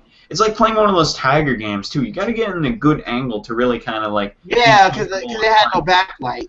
Yeah, I don't and it's know. like. I remember playing Game Boy, my hands locking up like this, right? But we're not playing a Game Boy. We're not playing then something I got, that happened 20 Game years Boy ago. Advance. Well, I mean, being more Yes, comfortable that with it, hurt right? my It's all about the hand. posture. Everybody sits in a different posture when they're playing 3D. But have we touched this portable system with Well, our hands?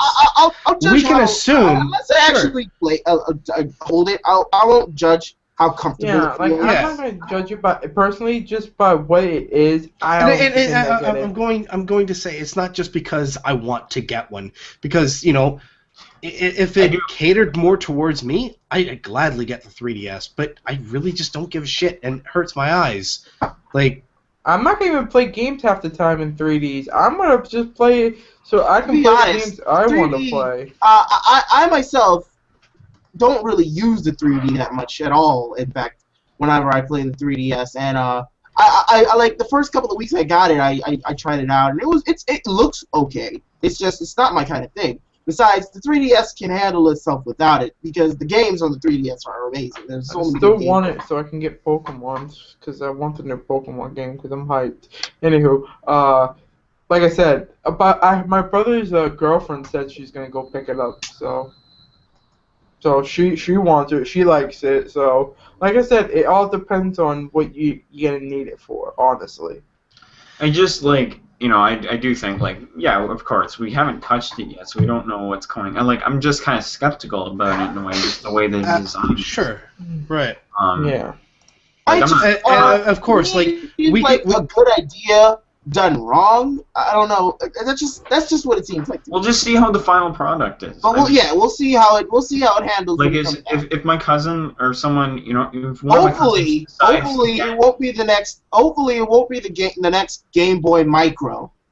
like Christ. if one of my cousins decide to get a 3DS, which I probably think that my cousin probably will for his birthday, I will definitely like try it out and see how it is, and if like I don't think we'll meet what I personally think right now of it, but things can change, but we'll see how it is, and I'll let you guys know. Yeah, that's the thing. You got to keep your head out of what you're going for and what it's catered to, and what like the individual that's going to buy it, what they're looking for, right?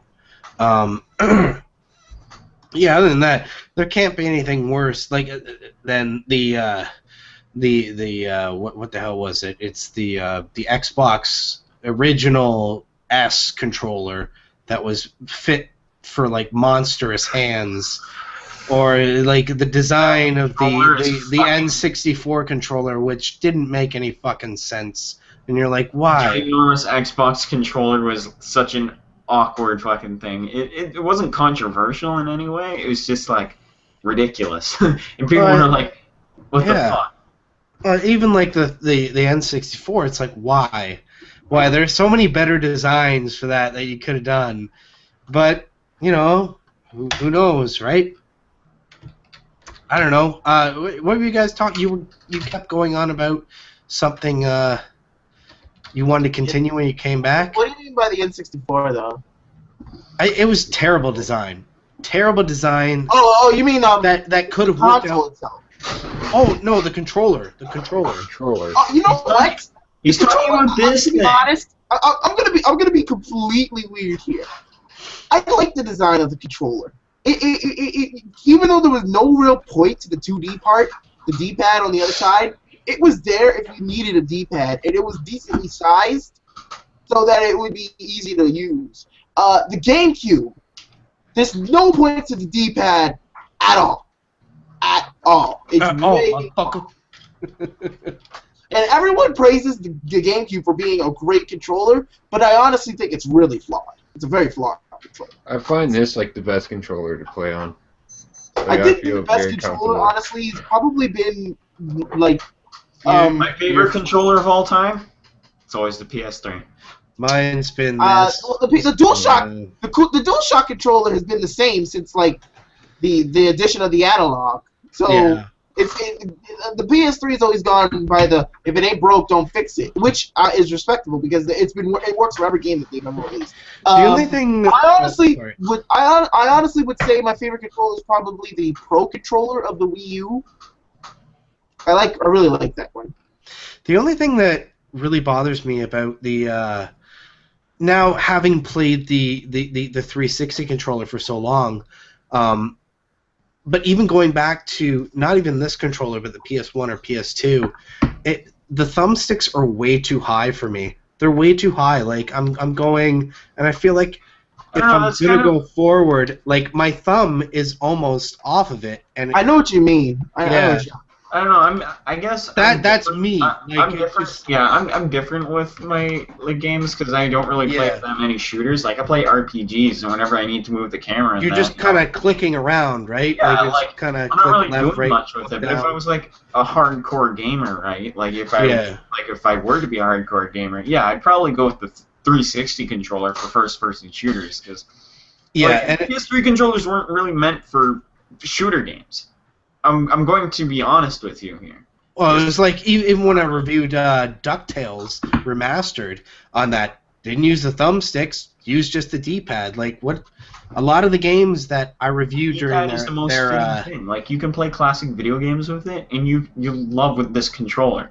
But I'm talking about like people saying, oh, shooters aren't great on PS3 because of the control layout, and I do agree that. I think that the control layout and the way the thumbsticks are, it's definitely hard to get a grasp and an angle on trying to like aim and shit and move and stuff. But when you're playing other games at like RPGs, platformers, adventure type of games, those are more fitting on the PS3 controller than they are on the 360. So. You know what? Fuck it. They just need to bring them all to PC. Bring them all to PC. Then you can choose which controller. PC elitist. It's not the PC elitist. It's just like, you know what? Up, down, left, right. You can just move around and just go like this. There you go. Your hotkeys. You fuck you with your hashtag. God, Dave. I do think like the 360 controller. I do see where why you think this is a good controller. It is a solid. I really do like the 360 controller. It's just the D-pad for me. I really can't play.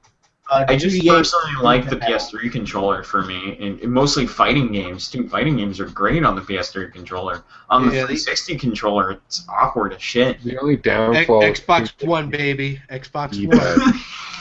All fixed. Yeah, like I can't play fighting games like this. Wait, is that your? Let me see the controller. No, that's not the Xbox One controller. Well, I mean, it's the Xbox One edition of the 360 controller. I know. Oh, well. You talking about this thing? No, it's not even. No, it's all different. No, I don't have anything that looks like the Xbox One controller. No, it's totally different. I have the PS4 controller prototype. No, I'm just kidding. Yeah, there we go. Prototype. Oh, no, but the. Oh, he has a cold shit. Okay. I'm sorry. What kind of controller was that? This is the controller I used to play my computer games on. See, that and it's like the basic Logitech, even though it's not Logitech. No, it's their basic Logitech PS2 one controller that they. I should actually pull out. Who remembers this button on their controllers? Hold on. I have an old Logitech. Basic Logitech looks more like this one. Do you remember when controllers used to have? Oh my god, I have to go into my fucking closet to get my old controller now. But I have one that looks like the fucking PS1 controller with the thumbsticks. It's like he's going to his glory hole. Here we go. Yeah, fuck that. I'm not getting it. He's going back in his closet. I'm not getting it. I'm not making that joke. You're going to your glory hole. Come on, grab it. But by the way, who remembers when old controllers used to have the turbo button? Turbo buttons for cheaters. Dude, I miss turbo buttons. It was fun just goofing around like. I don't know. I don't know why it's only third-party companies that make those anymore. Oh, Because it's considered cheating. Right? Yeah. It's modding the controller. Yep. Achievements and everything. We don't go by cheats anymore. We're not playing on like any of them consoles no more. We have stuff like achievements, we have Action Replay still trophies, we comes have all out. that stuff. Stuff like Action Replay still comes out, and you Yeah, know, but it's still gets hosts and stuff like that. depends. You can only do certain limitations with it now. Yeah. Man, he's really shuffling through that glory hole. Must be a lot of hole dicks in that. Oh wait, I didn't see it. Yeah. Must be a lot of things in that hole. Must be a really wide hole. He has to fit his Size white of ass it through it. must be the size of a head. Yeah, I know.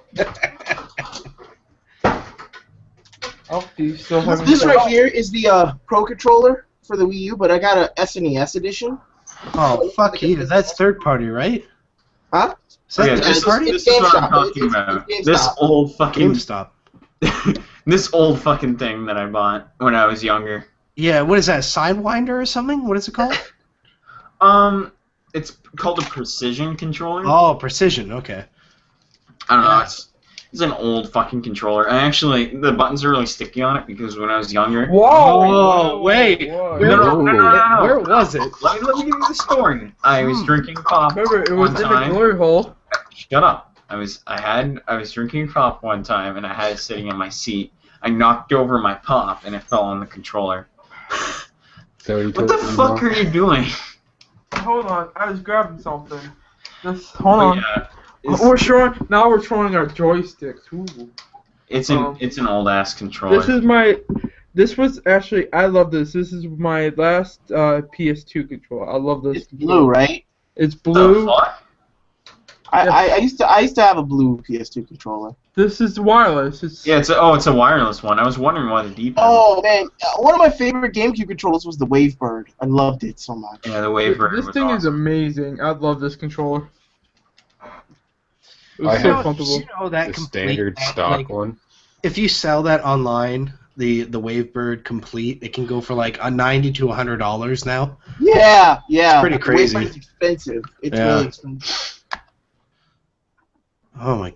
I actually still have the controller for the Wavebird, just not the connector piece, the one that you plug into the game. That's what everybody loses apparently. Yeah, it really is easy to lose.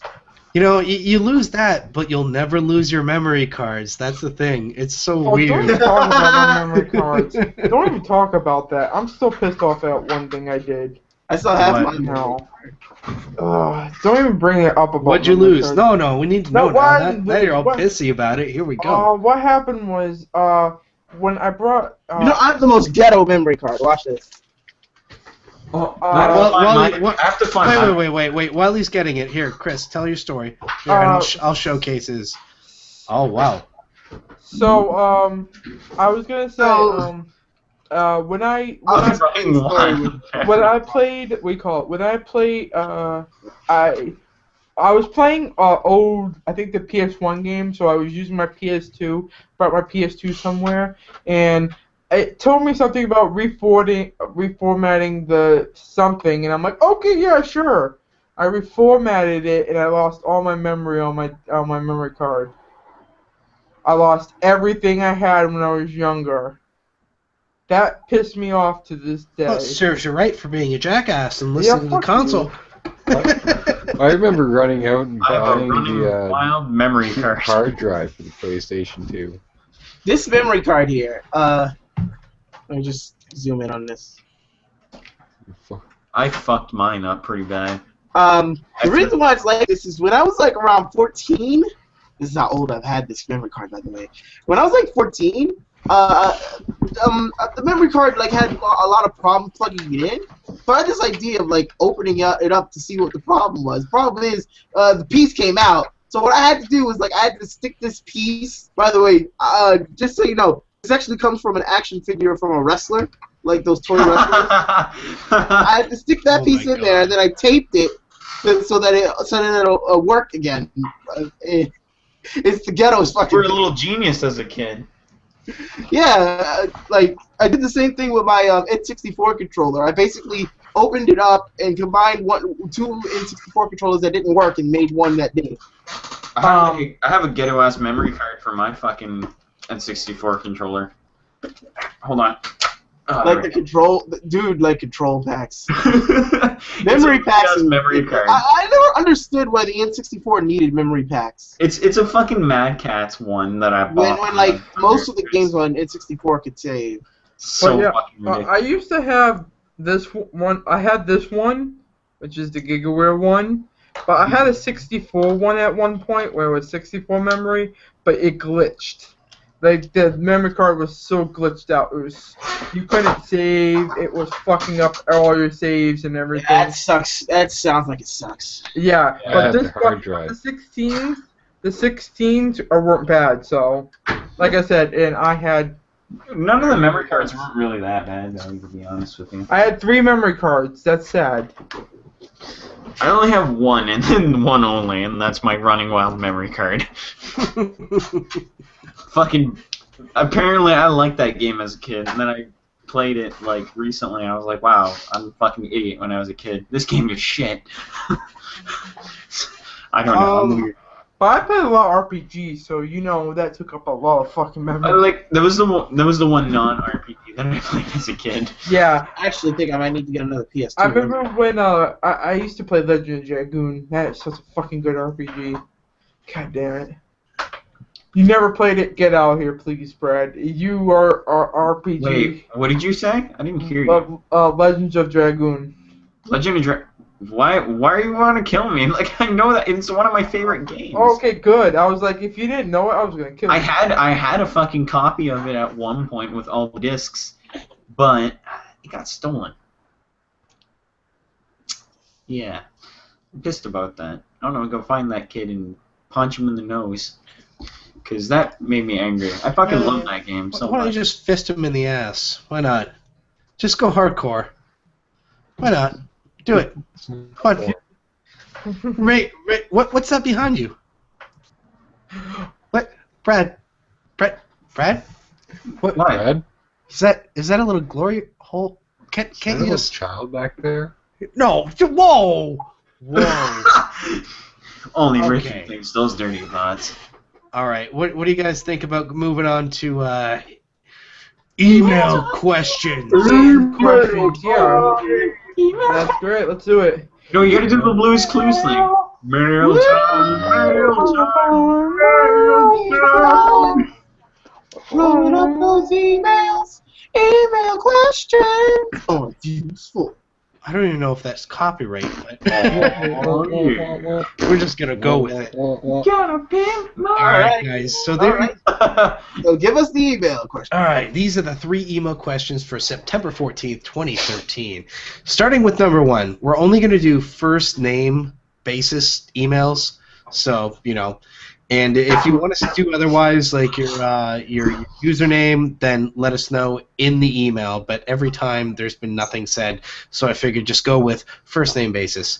So, from Kyle, with Grand Theft Auto 5 coming out on the 17th, what are you looking forward to in the overall game? Love the show. So, yeah. I'm gonna have to say I wash my hands of this question because I don't play Grand Theft Auto. Take it away, guys.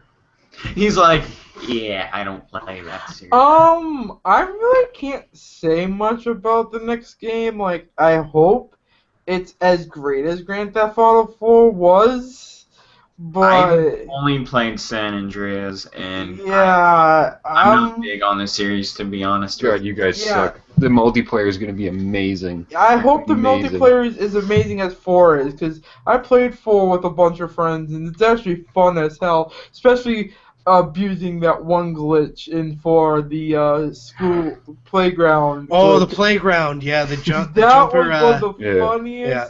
It's still available. It's still there. Yeah. I know they have not fixed that. The swing set. The swing set, you just get as close as you can, pop it up, and it flings you so far back. That is one of my favorite glitches from 4. But if they can keep the multiplayer as fun as that, and add on like a few extra things, and if they add on to the storyline better with as always, then yeah, the game's gonna be amazing. But like I said, I'm not like a super huge fan like everyone else of Grand Theft Auto series, but it's an amazing series. Nonetheless,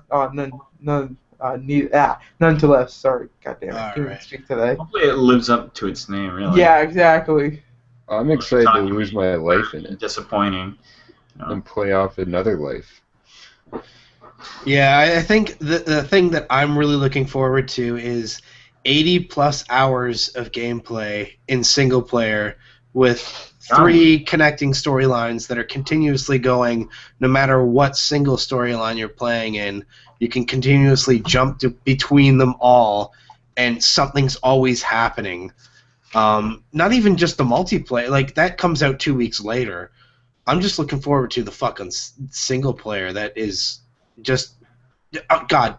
80 plus. I have to admit, that's kind of a smart idea instead of like just rushing the game or you're gonna have. Yes, and everybody's bitching about it. It's like, I'm sorry. I'm sorry. What? Do you want it? Do you want it to be like fucking? I was about to yell there because I get really pissed off about this shit. Yeah. Do you want it to be like Call of Duty where the servers aren't ready, or do you want to see what their Dave, like? it's not that. Okay, no. Listen, this is a $256 million game. The most expensive game of all time ever created.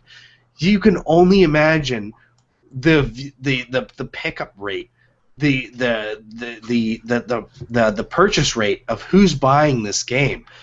So they need to be ready for all scale servers. It's not just in California or Redmond or anything like that. They need to have all their servers ready around the world.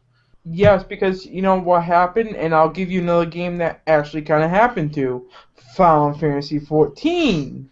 Yes, perfect example. Perfect fucking example. They did think that they're going to get as many people as they did day one of that fucking game. Their second time around. The second time around with this, and they didn't think people won't get as much. We don't really have to worry about our servers. And then you got fucked right in the ass. You gotta really think about it too. Yeah, you can't just release the game with amazing single player and really shitty multiplayer. Like what their main focus is nobody's really going to buy the game just to go on the multiplayer. Like that's fucking stupid. You don't think so? I personally think there's a lot of people that just not one of those kind of games. Yeah, there's a big market that just bought Grand Theft Auto 4 just for the multiplayer. Think of it, you wanted that fighting game online. I personally think like. And you would just really buy it just if it was like, online. You know, okay, I'm sorry, Brad. I hate to keep interrupting you with all of us, but I think we're in a different age where we're going to play the single player. We're not that age that always will jump into multiplayer, so we don't understand that, right? And it's hard for us to understand. We're still adapting. It's really weird for us to, be like, what? I never jump into multiplayer. Absolutely, I'm the exact same way. But there's a huge fucking market of people that buy the game, and that will not even rent, not even go to GameFly, not even do anything. They will buy that game for multiplayer and multiplayer only. Even with Grand Theft Auto, it still happened back in the day with number 4. People were buying that game just to play it online, just to be idiots with their friends. Like, why buy the game? Like, this is the thing. Yeah, people are bitching about. Like, why buy the game? You're paying $60 or more than that. You're paying that much just to play something like because the game has 80 hours of game time in the single player.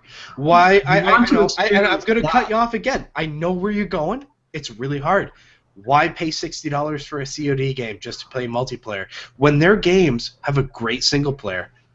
That's like buying an RPG. Play with your friends. It's like buying an RPG with a multiplayer setting in it just for the multiplayer. Yeah. Like, what would the point of that be?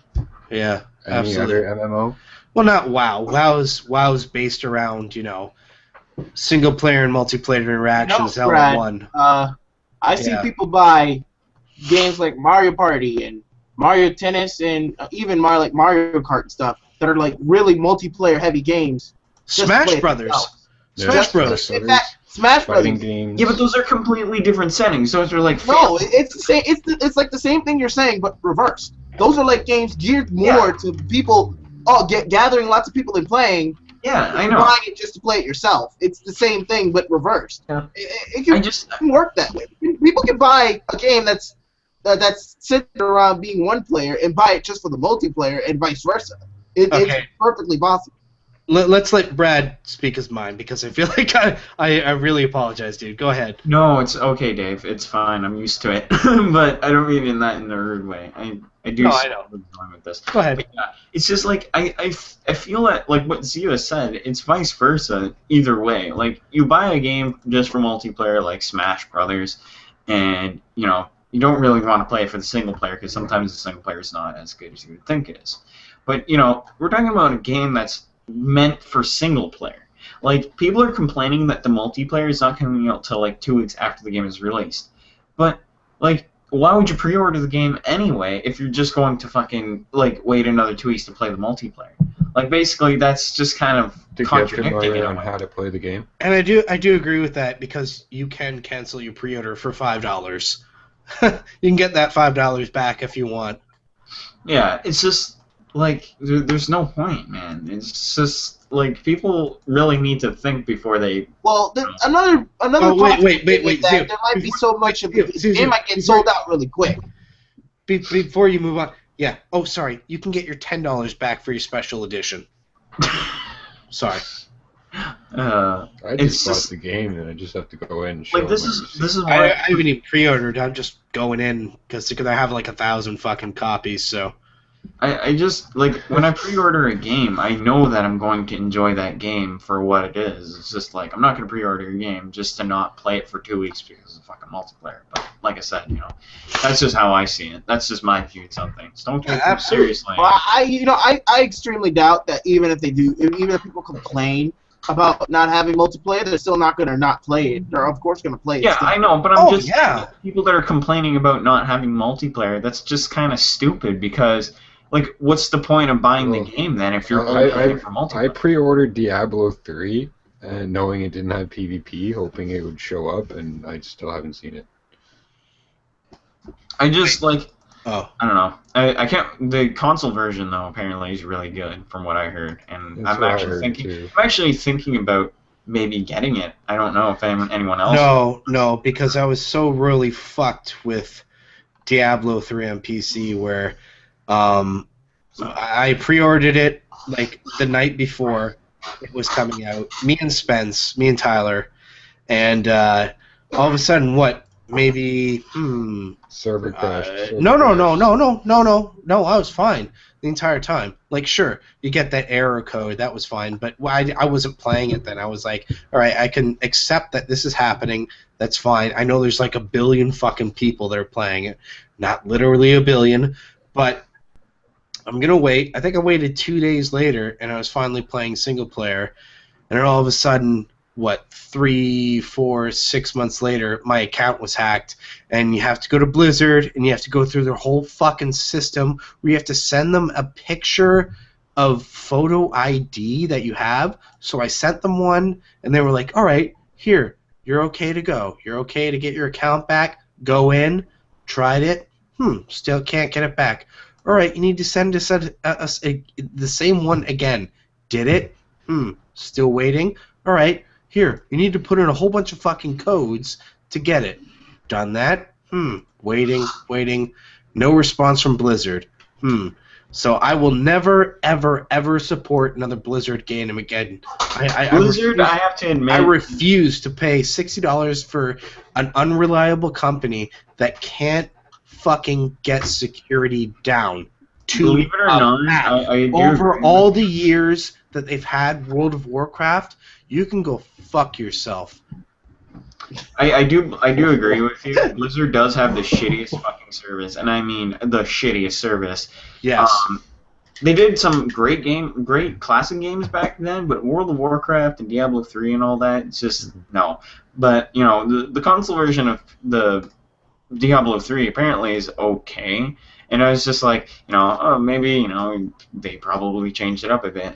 Well, because the I- people well, that end up buying absolutely, the PC because were, you're not like, on the in PC beta. where people can hack the shit out of you all of a Yeah, sudden. and supposedly, basically, the developers just kind of gave us a big fuck you, and they said that we basically played the beta version of, well, you basically played the beta version of Diablo 3 on the PC. And Yeah, now, it shouldn't have been. Nothing should be based off of Blizzard.net. It is the worst service in the entire fucking world. People like to complain about Origin. Origin is 100,000 times fucking better than Blizzard.net. At least I haven't been hacked on fucking Origin, and I have a reliable service, and I have the something that I servers can on fucking- do stuff on all the even time. the servers on Diablo 2 are fucking ridiculous. But And I think this is just me being like really salty about it, but it's No. also true you're fact, right? you're not the only It's person true. that's I lost $60 on that fucking game, and Me I can't too. get it back. like, you're not the only person that has You didn't issues miss with much. Blizzard. I've had many issues with Blizzard, and this was before fucking. This was way before fucking World of Warcraft came around. Yeah. If you Diablo are 3. feeling the need to buy Diablo 3, just go buy Diablo 2 and play Diablo 2. Oh, I'm not even gonna. I'm That's not even all gonna it is. support them. No, that's the thing. I'm not even gonna fucking support them. Fuck that. I'm done. I'm done with Blizzard. Any Play Blizzard Torchlight. product, and unless it's really good, and I give it like a year, and they show their true colors. They show their collar to me. They're never going to. Yeah, and they get rid of their really shitty service, which No, is it's not a their lot. service. It's just everything. No, it's their service. It's so easy to hack. Obviously, it's so easy to hack their service that and they're not willing. Here we go. We're willing to sell you a $10 to $15 automated thing that changes your password every day. That's an electronic thing, and we sell it to you, and we send it to you. And you have to pay shipping and handling for it. That's fucking Blizzard. There. That's fucking Blizzard. Huh. Yeah. Thanks a Play lot, Torchlight. you pieces of shit. Yeah, play Torchlight if you want Yeah. a really good multiplayer experience. Yeah. Torchlight 2, I mean. Fuck you. All right, let's move on to the next email question. I think, That I was think we very stealthy. trailed off a lot there. I know. So none of my nothing's gonna go on from there from me. My All right. tangents.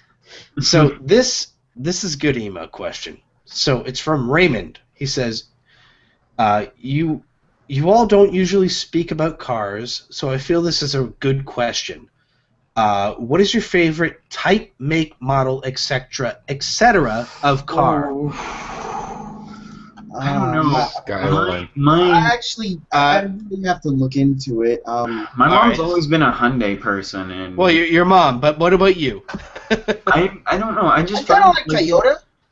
my mom has always bought Hyundai cars, and I find that they're really comfortable. I drive an Like, accent. By the way, Raymond, good question, because you got us all thinking, except me, Yeah. because I already know, because obviously I've read the question. I just I'll go into other cars. Like my stepdad has a Pontiac. He likes Pontiac for whatever reason, and I find that their cars aren't really that comfortable, or like they look great on the outside, but in the inside they're like, the fuck. But like Hyundai's, like my mom's car is very like, it's very comfy. It's like it's warming for me, and it's like looks great on the outside, looks great on the inside. It's a Okay, nice car. I don't know if I think he's trying to say like, what is like your dream car? What is a car that you'd like to get? My dream car. Yeah, because I think that you don't usually speak about cars, so I feel this is a good question. What is your Yeah, it's mostly favorite, Hummer. your favorite My- type, make, model? Like, I feel like he's trying to ask what your favorite car, your dream car, what if you had all of the funds in the my world. dream car would probably be a Ferrari. What do you know the make, model, or like anything like that? Just I a can't Ferrari car. really think of a model. I can only think Ferrari because I'm not a car person at all. Never. And that's why he says you don't usually speak about cars. So yeah. Yeah, that pretty much. Yeah, we don't talk about cars. We really It's a don't. good know question much though. about Like, cars. what do you? Skyline. What, Yeah, it's amazing. This would be a good question if we had time to look up what we think. I'd like to have a we Skyline. had time to like think about it, right? Yeah, Okay, 'cause that's so a hard question. let's kind of switch it up then. Let's go with what we initially thought here, with what is your favorite type, make, model, and then if you can think about it, what is your dream car? Like, I actually like That's a Jeeps. good question, right? You know what? I really like. right. I like Toyota brand. Yeah, go ahead. Ford is, Toyota's pretty cool. Yeah. I don't know. Any kind of specific Toyota brand that you like, a model of car that you enjoy? You know? I guess it's just because it's from my childhood. I really like the Corolla. Oh, okay, sure, yeah. Because I had in my childhood, my mom had a Toyota Corolla, and it was one of my favorite cars of all time. It was a green car, and it was just really cool. I would want a short bus.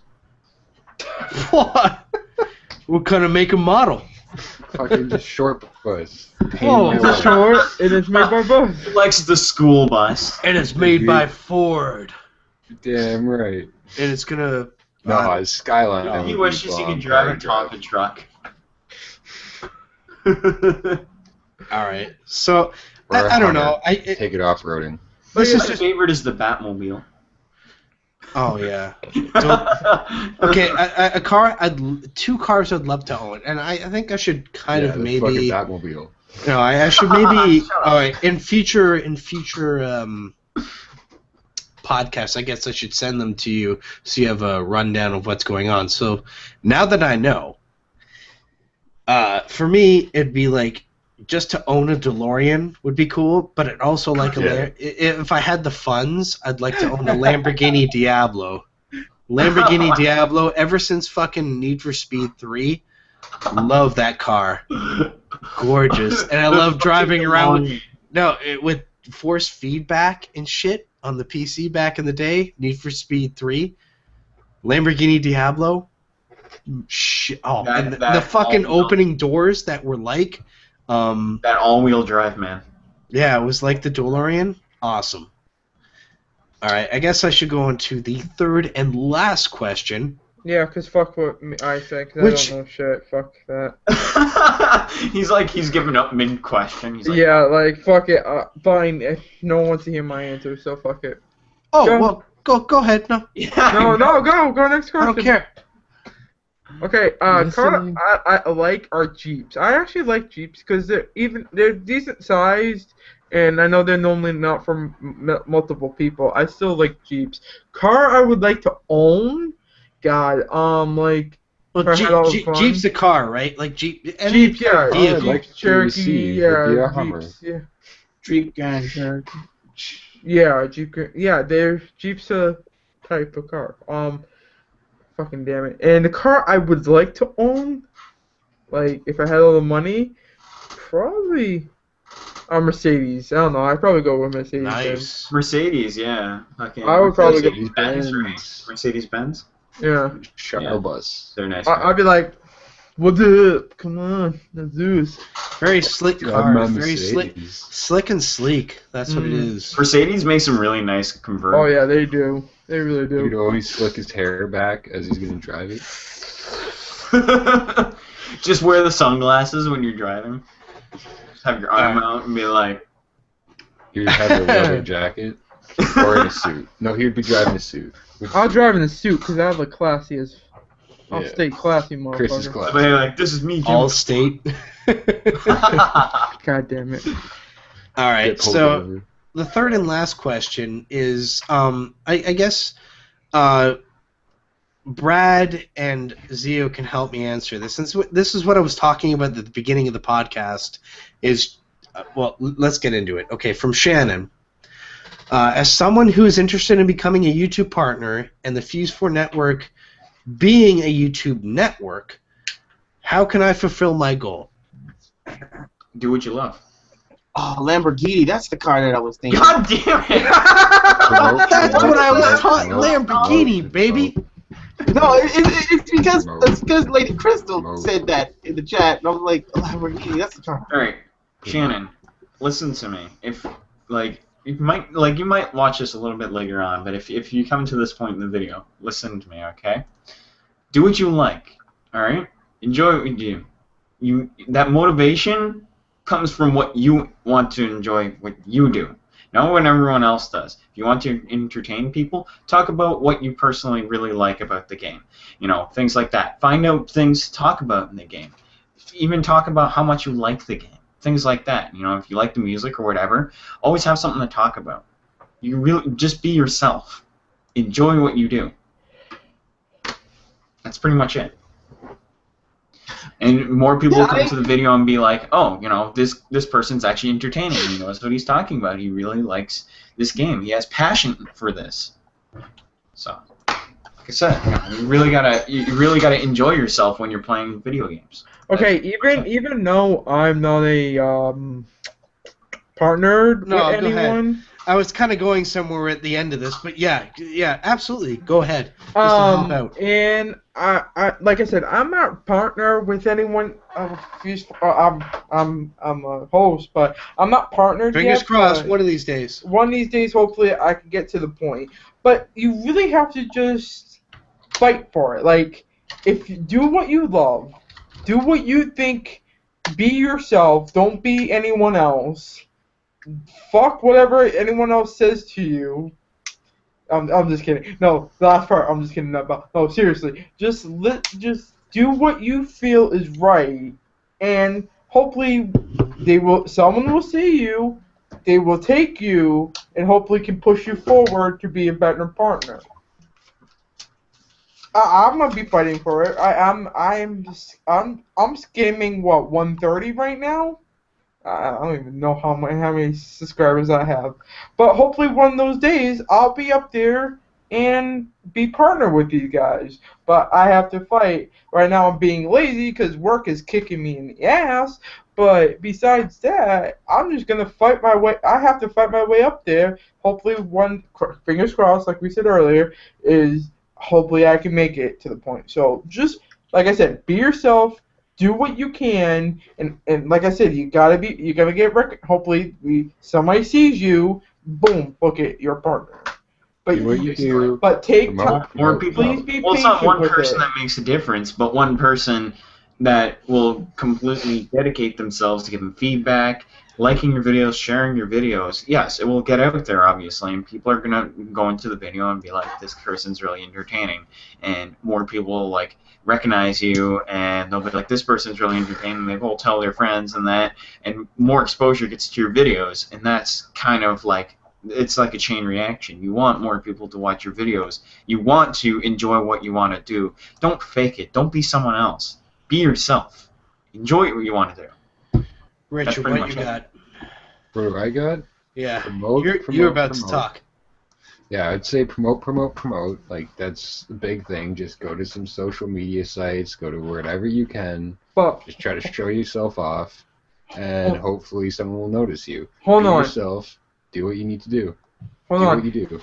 Just don't spam yourself. That's the only thing I say. Don't go on like popular videos and be like, check out my channel. Yes, please. That will get you. That. No, don't do that.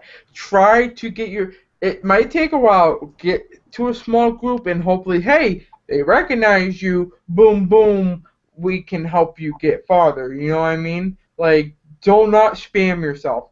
Do not go to any of these famous people who do videos on YouTube to say, hey, come check out my channel. My channel's awesome. No, don't. With your videos, the more popular and the more enjoyment you get out of it. That's yeah, like I said, just try to go to Okay. Better yet, comment on videos, but not about your channel, but about things. Yeah. Some people like what you have to say. God. People will like join you.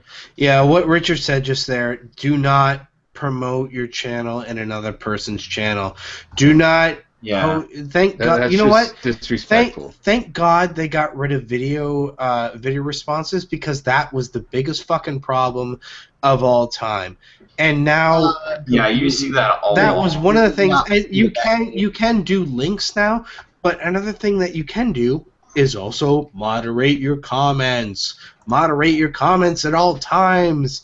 And if somebody that you see, just don't be a douche and just say, like, here, check out my video. This is the exact same as this one. No, be a part of that community. Because if you're a part of that community, people will admire that and recognize you from that community, and they'll follow you. Yeah, exactly. Like, I think probably most of us found someone who's noticed us from here. He said, "Dude, I know you from FIFA. Oh my God." Like, you know what I mean? Like, don't be one of those people that say, "Hey, follow me." Follow, not follow them in a way, but just It's harder now. It's harder now. it's a lot harder now. Yes. Yes. Like back then, it was not easy, but it was a little bit easier. Like it was like super easy. Oh my God, you can no. But now it's harder. So you have to kind of present yourself with like not class, but you know what I mean. You have to just if get people to notice you, but do not like spam yourself. Like I said, do not spam. Just go watch some videos and like comment, and hopefully, like I said, they'll comment back, and then you conversation, then you can start talking, and maybe you'll move on to something bigger. But do not expect it every time. You have to play everything slow. And you shouldn't even expect partnership anymore. Like Yeah, don't. This isn't something that you don't rely on a do. partnership ever. Yeah, please. it's such like a big thing now that you can't expect it. It's not like okay, I'm gonna automatically get 10,000 views or something like that to get a partnership, or I'm gonna make a ton of money off of this. No, realistically, you're not, unless you're doing something on the side, or you're doing something for the YouTube community that is making you some kind of money. If you're not a name dropping here, a PewDiePie, one of those guys that are in the top 100, you're not going to be that guy. Yeah, no, there's no way. You're But gonna have to work for it. But like I said, also make sure, and this is from me, make sure Zeo, you can go next. You want to do comedy, not comedy, commentary. Why did I say comedy? Fucking shit. Parody. Commentary for your videos. Make sure you really want to do it. Because I've seen some people say, oh, I want to do commentary for videos, and then it just... Enthusiasm is the word.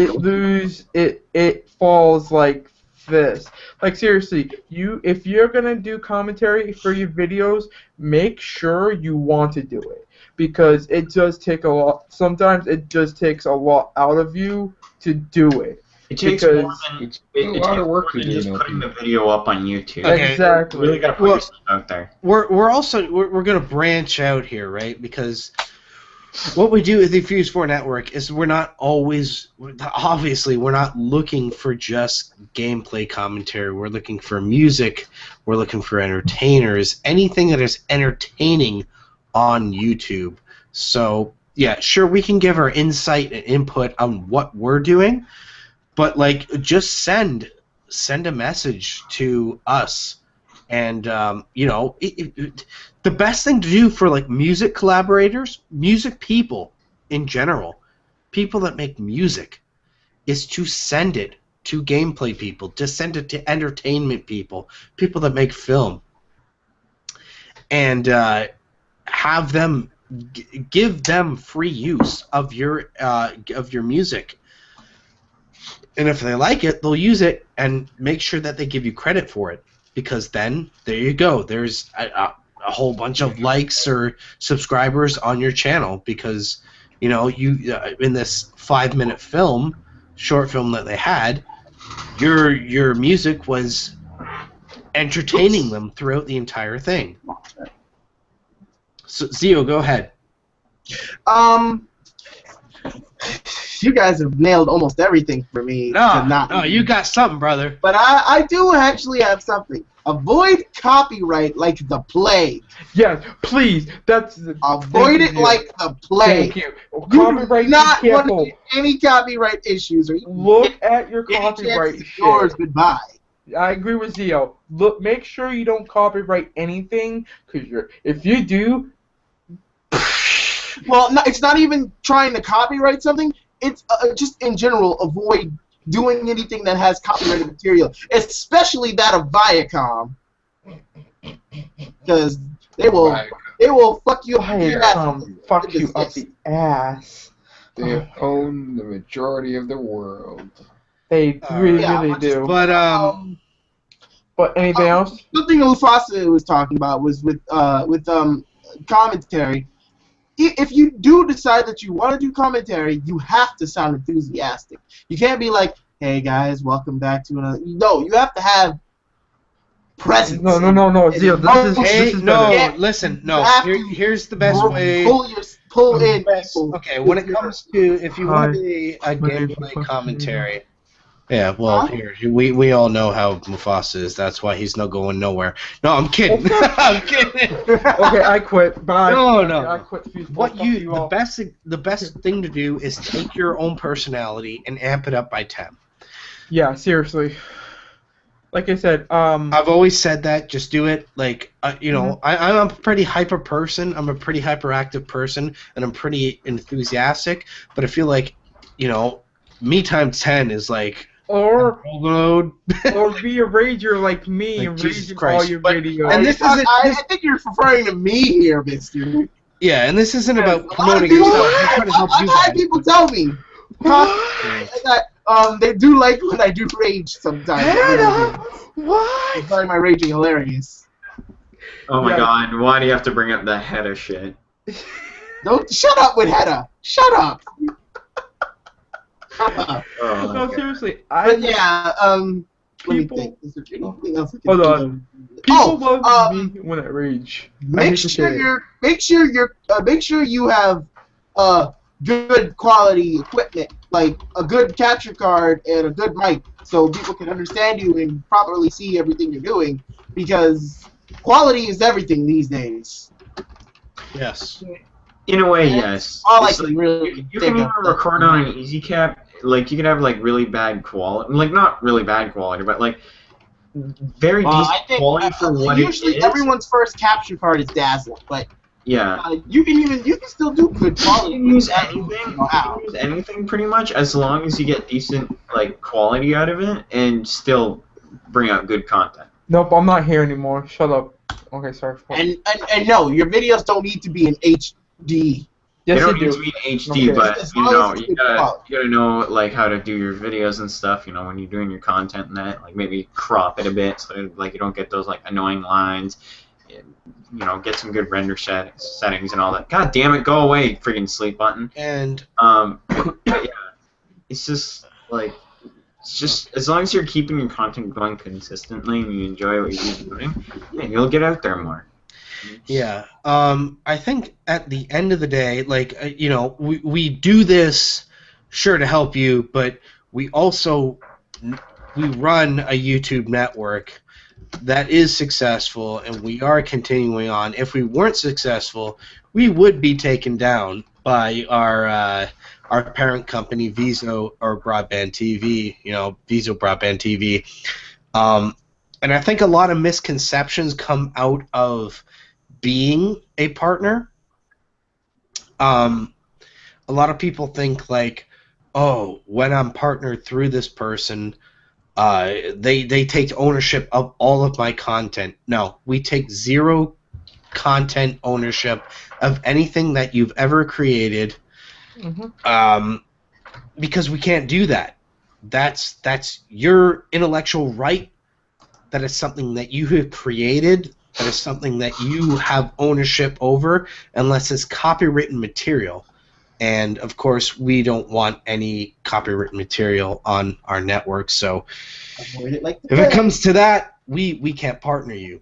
But if you're looking to a partnership, then what you need for the Fuse-4 network is 10,000 monthly video views, which comes to 333 video views per day. What is it, per day or per... 300. Yeah. I think it's 333 views per day. Whole thing is math. Yeah, I was just kind of calculating quickly there.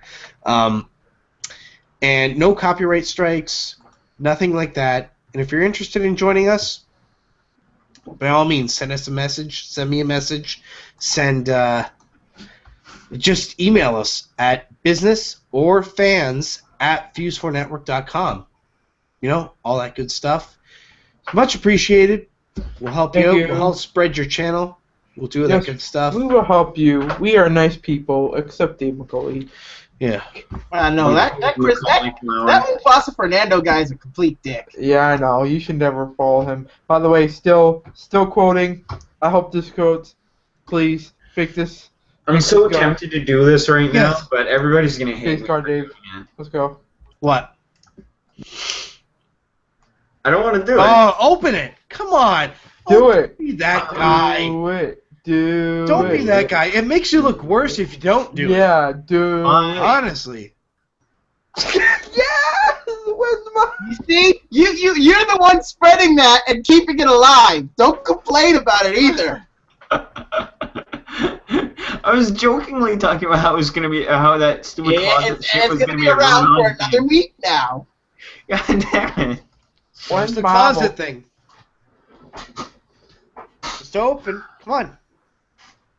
What? Are you really gonna be that guy? That guy? Yeah, are you really gonna be that guy that doesn't open up your closet? I mean, next week I'll turn the camera and do the exact same thing with you if you need to, because Seriously. I don't give a shit. I mean, Seriously, do I have to turn that gonna way? be Oh, that look at- guy. Oh my God! Look at this, my closet. Makes Oh you my look God! worse. Makes you Oh, look by the way, worse. We If anyone know knows there's a the child Facebook in there. picture- Makes you look worse. Hey, if anyone knows Don't my do Facebook it. pictures, hey, does that look familiar? That's hanging up.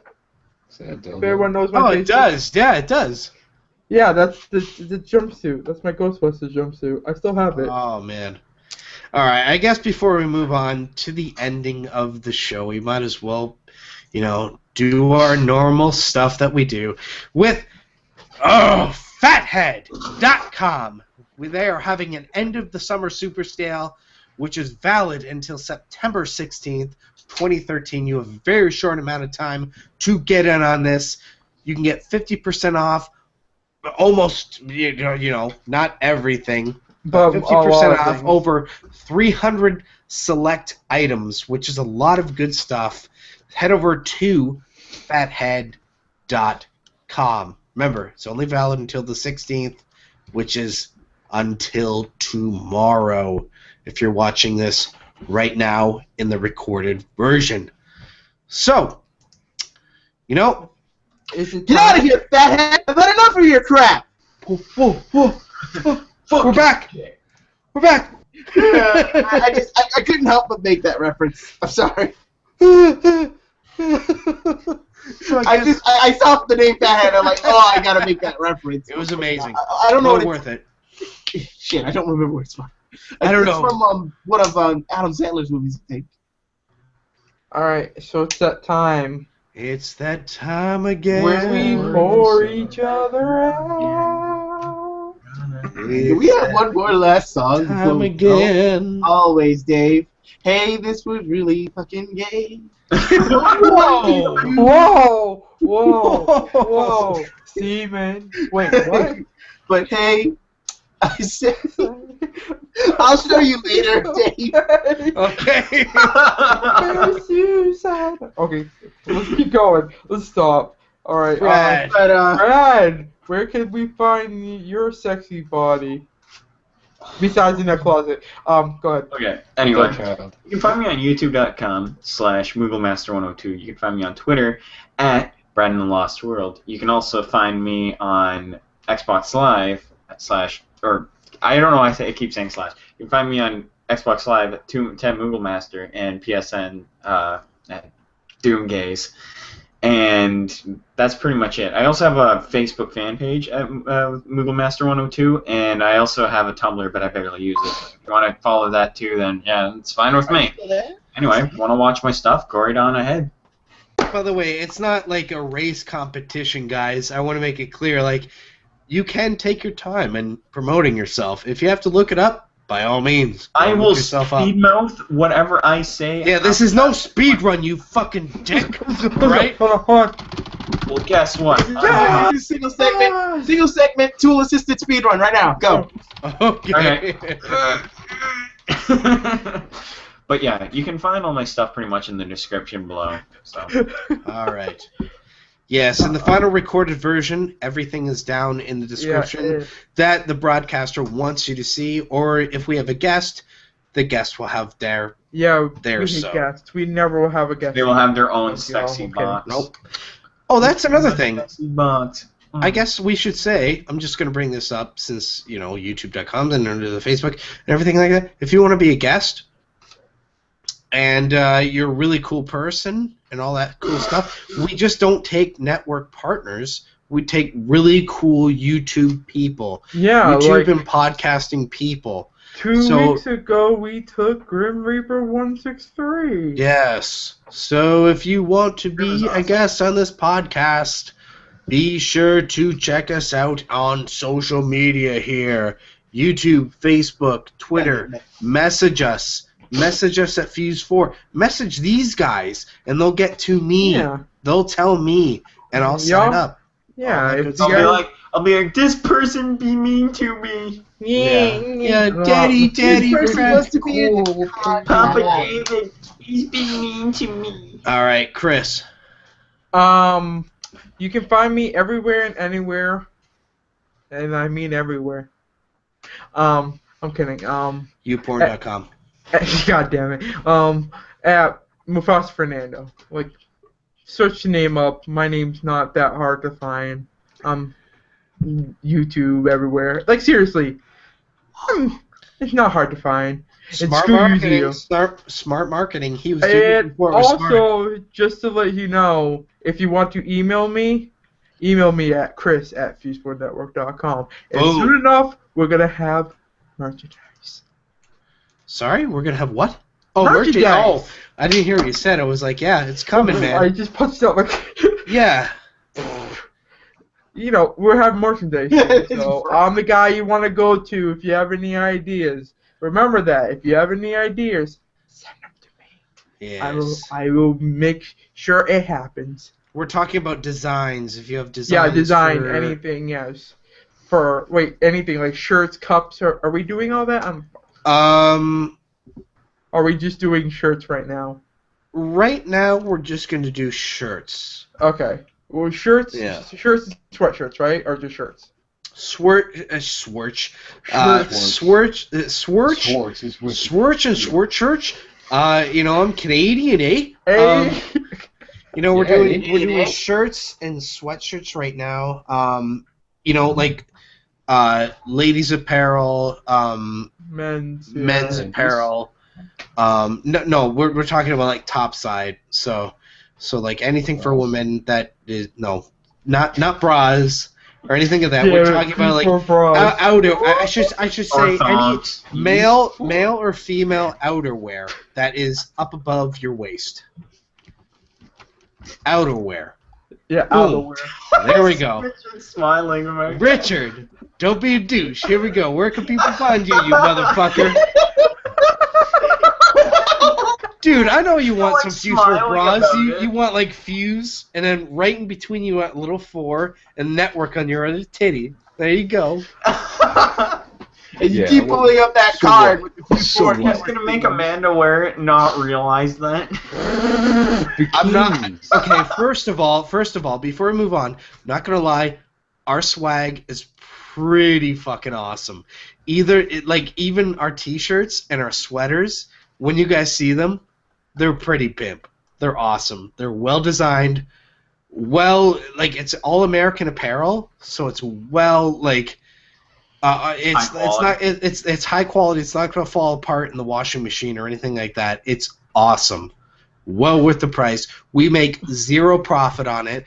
I should say this. Any profit that we do make on it all goes to Child's Play charity. Mm-hmm. Nice.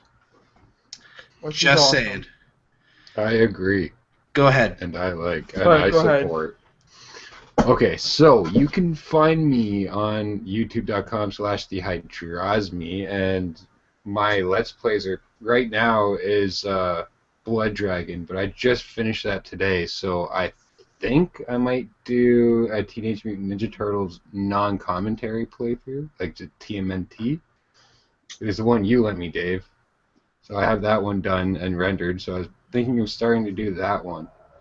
And I got some social medias. I actually remembered I have a TheHydrosme like page on Facebook. If you want to find that, I think it's TheHydrosme's channel, because I'm the host of my channel. And yeah, Google search me. My Xbox is TheHydrosme. A lot of my usernames are TheHydrosme, so you can find me like that. Me and Richard over there did the same fucking thing.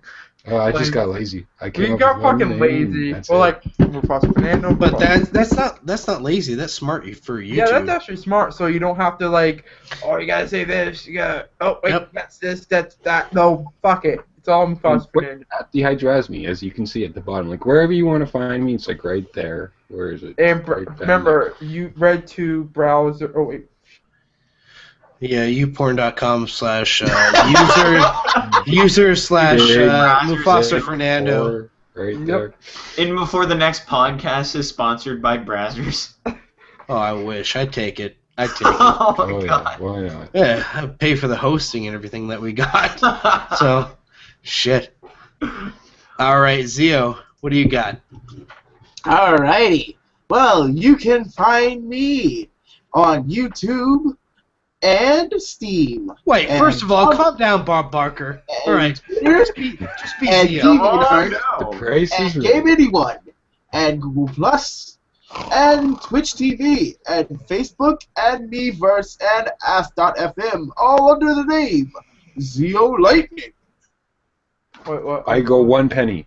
1 penny. That is all. He's got it all. He's got it all, ladies and gentlemen.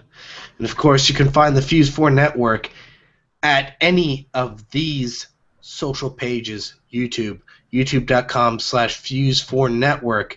We have a Facebook page. Be sure to like it, hit that like, and also when you hit like, be sure to subscribe to that page. So go to http://Fuse4 Facebook.com/Fuse4network. We also have a Twitter page, which of course, if you're already familiar with Twitter, you can just go at Fuse4. But if you're not, always go http://Twitter.com/Fuse4. That's where you can find us. The best way you can get in contact with us. We also have a Tumblr, which is tumblr.com/Fuse4network, or tumblr.fuse4network.com, I believe it is, isn't it?